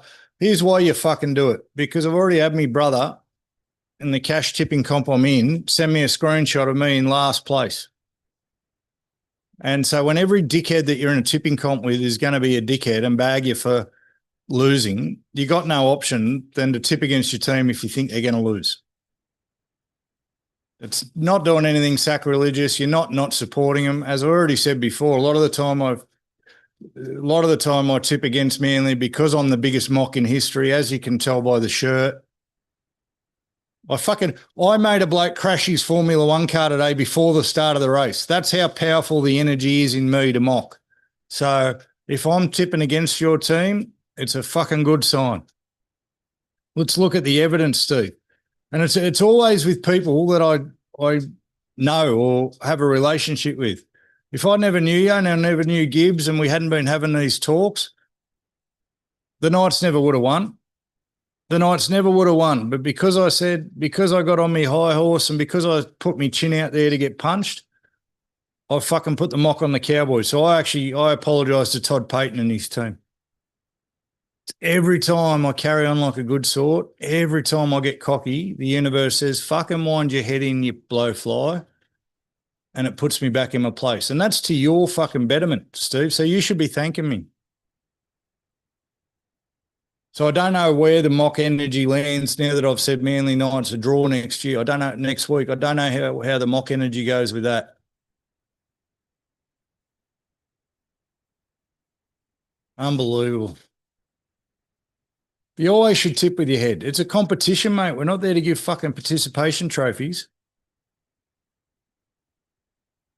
Bet with your head, not over it. Yeah, good call.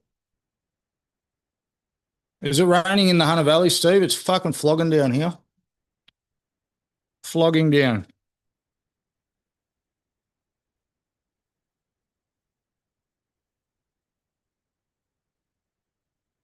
Fuck, Max Holloway lost the UFC. So according to the UFC, Charles Oliveira is now the baddest motherfucker on the planet. He won the BMF title against Max Holloway. Couple of guys not at the peak of their careers, given a made-up title to keep things interesting. If that doesn't tell you, I've said before, like I love the UFC and was right into it when there was one card a month. They've saturated it now, and to put an actual UFC title, UFC 326, and that be the main fight, they're struggling to fill the roster. They've just named the card for the White House fight, the next card. Well, there's a card in June at the White House because Donald Trump's a lunatic. At the risk of getting me barred from ever being allowed into America because they check your social media now, Donald Trump, obviously a lunatic, is putting a UFC card on at the White House, for those who didn't know. And all the talk and all the bullshit that was Conor McGregor was going to make his comeback. Well, they've named the card today. No Conor McGregor. A lot of good fights. A lot of really, really good fights. Stacked card, which is probably why this one had to be because that's only June. We're in March. So, yeah, they couldn't have any of the big names fighting in this card or the next couple of cards. So expect the next couple of UFC cards to be a little bit how's it going because they've saved them all for the fights at the White House. They're going to put 40 on here. Come on, the Rabbits. Do you watch the fight, Steve? Couple of viewers on, guys. The chat's live. Don't be scared. Jump in there. We're just talking rubbish. There's 12 and a half minutes to go in the footy.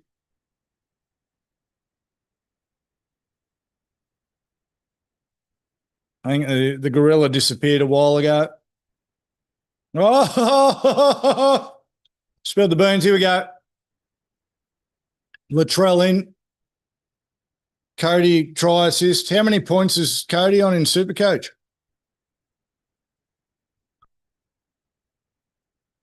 I didn't have Latrell. Did you have Latrell?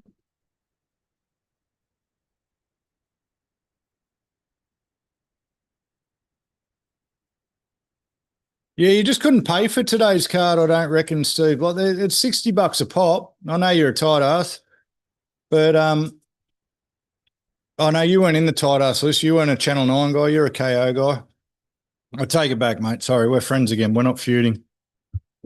But you can't pay $60 for every card when they're not all top notch. It's my problem with boxing too.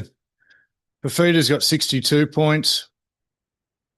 Cody Walker's on 83 points. That was a good purchase.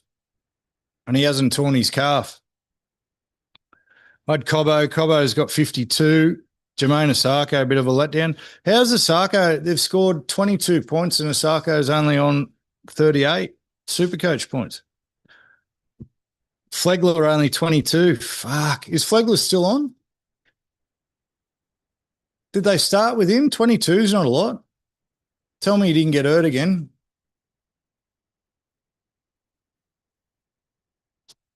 Fafita 62. You'll take it. What's happening with I hope Flegler didn't get hurt again, but 22 points says he hasn't done much.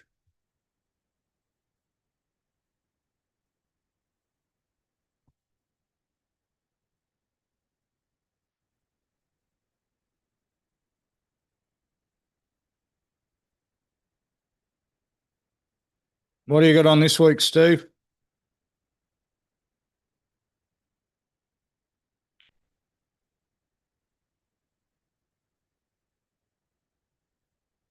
The other thing I wanted to talk about in the footy, actually, was the only other thing I'd written down. Back to the refereeing. Sorry to go back in the refs, but so in Vegas, Kalen Ponga gets fucking decapitated.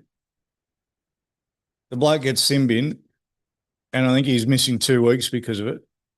But they don't take Ponga off for a HIA when he probably should have been done for the game. And he stays on. I think he scored a try and kicked a goal not long after it. Then in the Bulldogs game, Stephen Crichton takes the bloke's head off, which we're not worried about because it was a dragon, so all power to him. Doesn't get sin bin. I think the bloke went for a HIA. Bloke went for a HIA. Doesn't get sin bin, doesn't get charged. Then in the Parramatta game, bloke gets crusher tackle, clearly pressure on the neck, no contact with his fucking head, gets taken to the HIA, taken off the field for a HIA. So not only is some of the defence in round one being the worst we've seen in the NRL, I reckon overall some of the refereeing we've seen as a whole for this round, it's got to go down to some of the worst you've seen. And no wonder fucking people get the shit. We've literally had the Eli Katoa thing where he nearly died because they didn't get taken off with HIAs. So you would think that any contact anywhere near the head, and you would understand it. People would get the shits, but if every player that got knocked in the head was getting taken off for a little bit, at least you'd understand it, because we did have a guy nearly die at the end of last year from being left on the field. Like, it doesn't get any more serious than that. So to leave Kalen Ponga on is fucking disgraceful. But then to have it chop and change from game to game, also fucking disgraceful. They make a rod for their own back. You don't want headlines. You don't want shit journos like Brent Reed writing about you. Just fucking have the same rule for everybody. And with head knocks, it can't be that hard. They've got a standard. They've got an independent doctor. Just take everybody off. People would at least understand. You take everyone off, you come, and then when people blow up, they go, look, we're really rattled by what happened with Eli Katoa at the end of last year, so we're going to err on the side of caution. I don't think anyone would have too many complaints. But to leave Kalen Ponga on the field when he nearly had his head completely taken off his shoulders, he got fucking hammered, and they left him on the field, but then they take the Parramatta bloke off who didn't get touched in the head. That's where people blow up. That's where fucking people blow up. Yeah, Flegler's back on. There's only 9 minutes to go, though, so he's not going to get the 50 points I need. And I don't know what the NRL does about it. I don't know how it's that hard. ruining careers, ruining people's health. A bloke nearly died and you're going to leave Kalen Ponga on the field? You're going to suspend Braden Burns for 2 games because he's somewhat of a no-name, but you don't even sin bin Stephen Crichton for what he did? And I can't remember the timing, but was it late enough in the game where if Crichton was sin bin, he doesn't kick that field goal? Probably wasn't that late in the game. But the ramifications of this garbage, and then, for the Raiders to not touch the ball for the first 60 tackles of a game, something's inherently wrong with the game for that to happen. For a Parramatta bloke to throw the ball 2 metres backwards and it be called a knock on after being checked by the bunker, something's inherently wrong with the game for that shit to happen. And it's only fucking round 1. And you'd love to watch some good footy without talking about fucking referees. And I'm sure the referees don't want to be talked about. So just do your job. Sure, they don't go home at the end of or start every game going, geez, I hope there's fucking headlines about me. But they fucking do it to themselves. So too fucking bad. You wake up in the morning and decide to be a referee. You know what's coming. 40-22. Boys are on.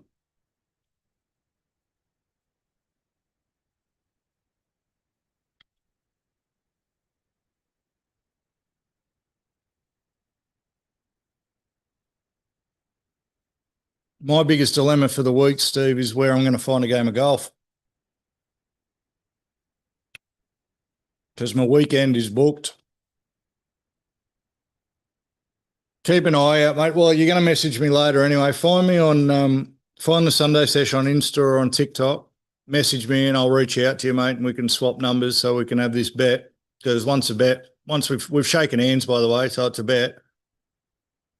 I'll let you know whether we're going to be on next week at 4 o'clock or what time, because I fucking want to be here. I want to be on maybe I can do it. I might be able to do it straight off my phone, live while I'm driving up the M1. That'd be an interesting podcast, wouldn't it? I want to be on for our 40-all draw. 40-all draw, Knights and Manly. They're getting upset. Fafita's getting upset. Or Feuds. So the problem is with me handicap, Steve-O, I'm going to keep talking about golf even though you probably don't give a shit. I've only got 3 weeks left to get it down, and getting a whole shot off. Like, I've gotten 4 shots down in 3 months, but I've got to get a whole shot off, pardon the pun, in the next 3 weeks to reach my target. I'm missing a whole week because it turns into 2 weeks without swinging a club. So if I don't play next weekend, it turns into 2 weeks without swinging a club. And the big double sin bin, because they were saying nasty words to each other. Glad Peter Goff got rid of the dirty mo. He lives 4 streets away from me, Peter Goff. Loves getting out around doing the loop of our suburb in all his NRL gear. Never leaves the house without his NRL gear on, I can tell you that much.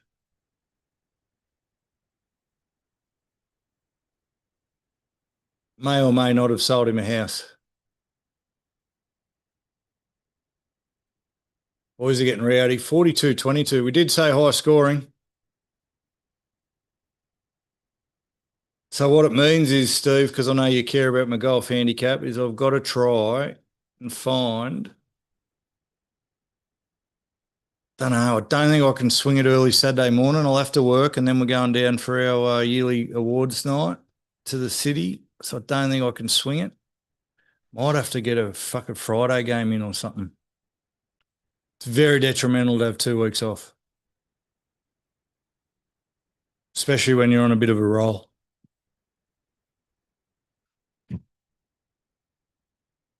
I'd batten down the hatches up there, Steve, mate. We've just been hit with about 100 mils of rain in 20 minutes. We've just been hammered.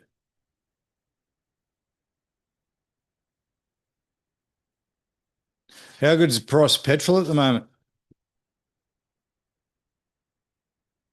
Suck day Friday. Yeah, oh, mate, it's a bit hard to have a sick day when you're the boss.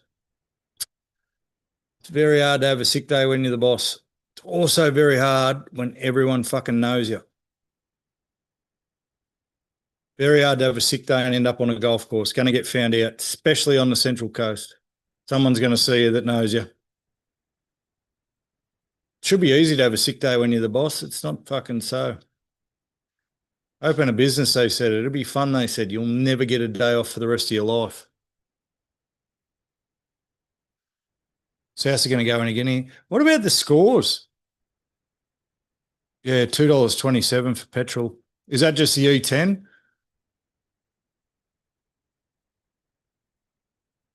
I saw the E10 was at $2.20 down here the other day, yesterday. Fuck. I'm glad I bought the truck I bought.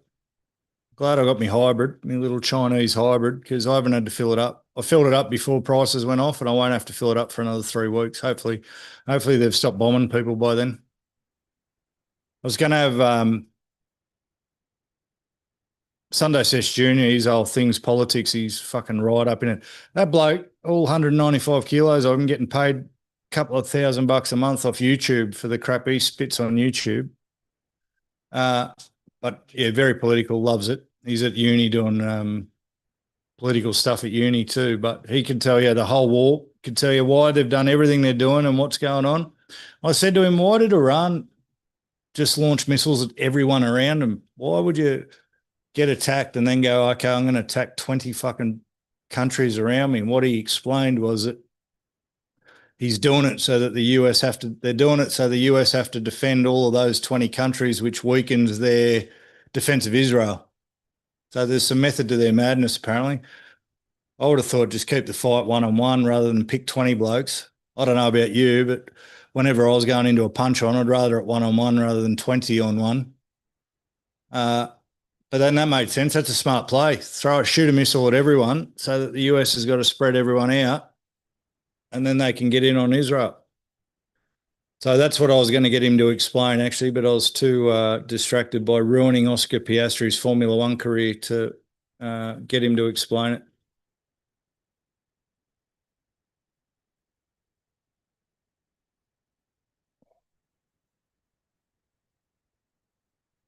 $2.20 a litre for petrol, isn't that criminal? And the barrels, price of oil probably hasn't even risen that much yet. They've made a preemptive strike. Speaking of dropping missiles on people, as soon as the news come out and said they'll probably raise petrol prices, that's the go-ahead, isn't it? It's like with the banks. So as soon as the news comes out and says the bank they might raise interest rates, the banks do it anyway because the news has already said it. They've softened the blow, but they've fucking raised interest rates. They raised petrol prices probably 3 weeks before they needed to. We got one near us. I'm surrounded by service stations.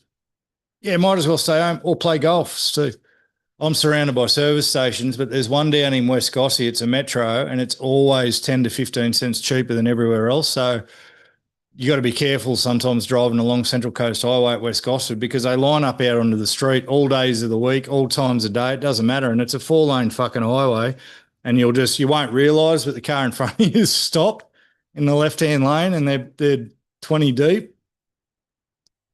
You know you're in trouble when even that was at $2.10.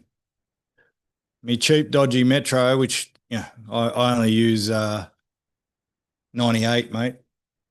I only use the premium stuff because, premium kind of guy, so I don't go to the cheap, dodgy Metro anyway. But you're in trouble when the dodgiest place there, probably the petrol's half filled with water. That's still $2.10. Well, that water's not cheap either. Where do they get off charging like $6 for a bottle of water now at a service station? That might be a feud. The fucking price of bottled water is off its head.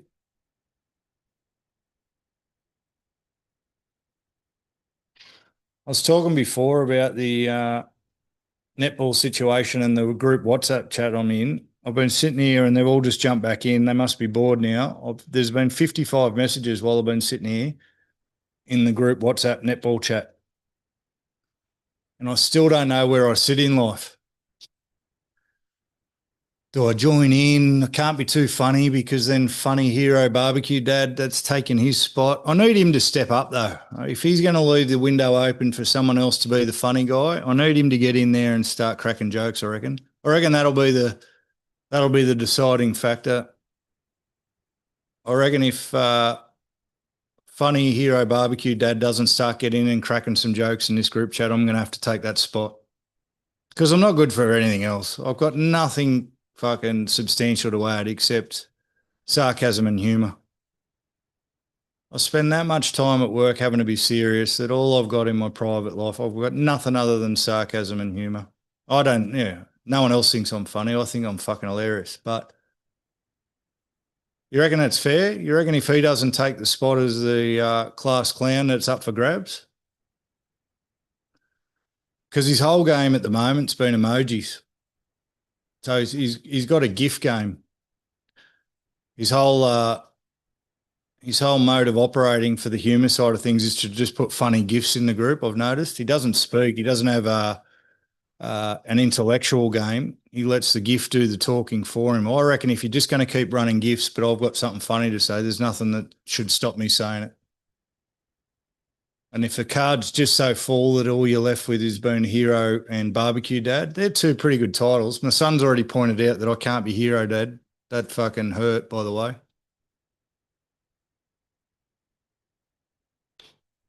Can't have three. You can't have three titles.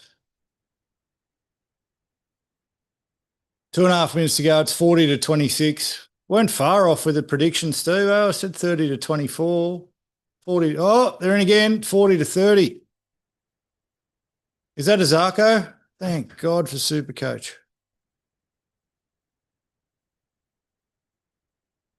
That's a good ball. I stand by what I said at the start of the year about the Dolphins. What does everyone see in the Dolphins? They can score a lot of points, but they can't tackle for shit. And the good teams, i.e. the Panthers, they're not going to let them score all those points. And they're going to tear them apart.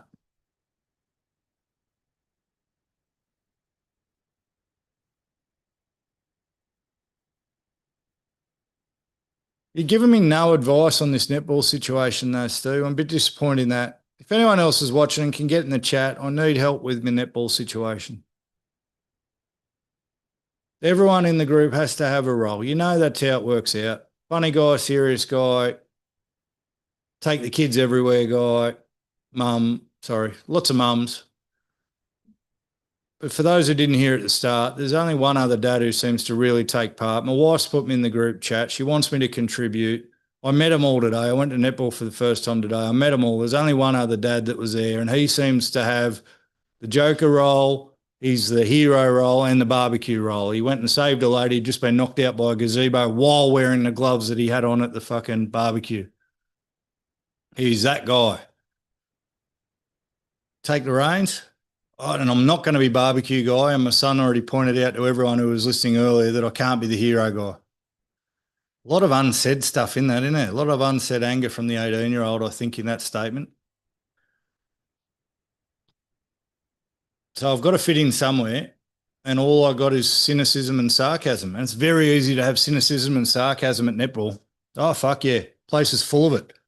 You know what it's not full of? Smiles. I've never seen so many frowns in one place ever. Fucking netball. Will take themselves so seriously. They're 11. It's under 11s. It is funny. You know what you can tell when you're at the netball? The fucking fathers who wish they'd had a son and probably haven't. You get to see all the dads that really wish they had a son. They're fired up, mate, or they wish they were standing on the side of a footy field. They wish. And they're going to put all that pressure and all that. They're going to bring the footy field to their daughter.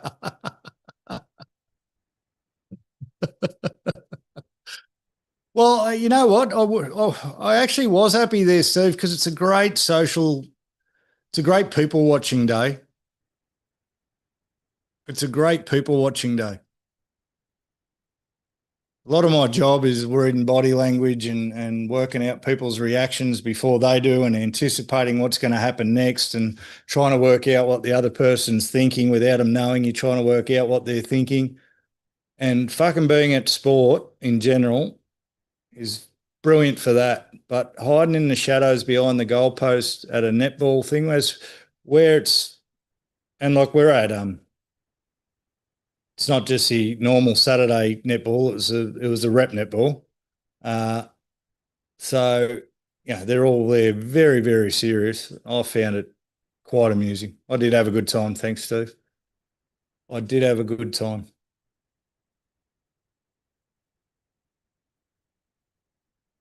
Now, I've got two boys and a girl, and the two boys, Jack, who's 6'6" and 140 keg, should have been a footy player, but his mother didn't want him to turn out like me, which is fair play to her. So she didn't let him play when he was a kid.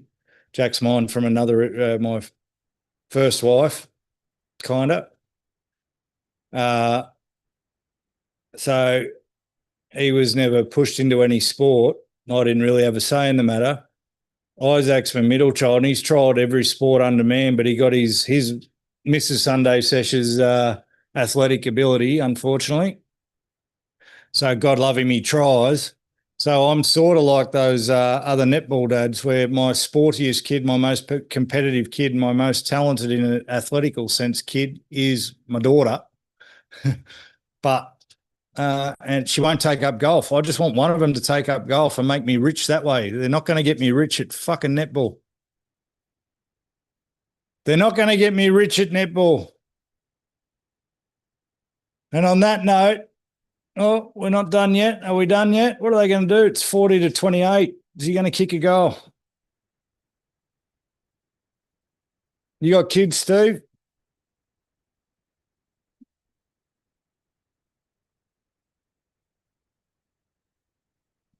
They're going to take a kick a goal for 40-30. I reckon 40-30 is just as good as whatever I said it was going to be, 30-24. 70 points in a game. Unbelievable. So, guys, stay tuned for if we'll be on next week. We will be on next week. I just don't know what time. We're normally 4 o'clock Sundays for those guys who have just jumped on. I don't know if I'm going to be back here in time for 4 o'clock next Sunday, but if not, we'll do the 6 o'clock game. I reckon we'll definitely be back in time for that. Steve Leary will be commiserating after we're having a 40-all draw, Manly in the Knights, but he'll be $20 down, I reckon. $10 each for a draw. If you haven't seen the whole show and you do want to catch up, we are on Apple Podcasts, Spotify, and everywhere else you can ruin your daily drive with. It was a great chat today. Steve, really enjoyed that. A couple of other people jumped on. Sorry to Oscar Piastri again. 132 days sober, like I said at the start, and starting to see the light at the tunnel, guys. So anyone who wants to do it, you can do it. There's no doubt. Be good to your mothers. I'll work out where I'm going to be in the netball group. I think I'm going to take the funny guy side of things. It won't be Knights 13 plus, you idiot. Don't make me close on calling you an idiot. I'm going to have to close calling Steve an idiot. Been great to chat, guys. Everyone have a great week. And I will see you again soon. Peace out. See you, Steve-O.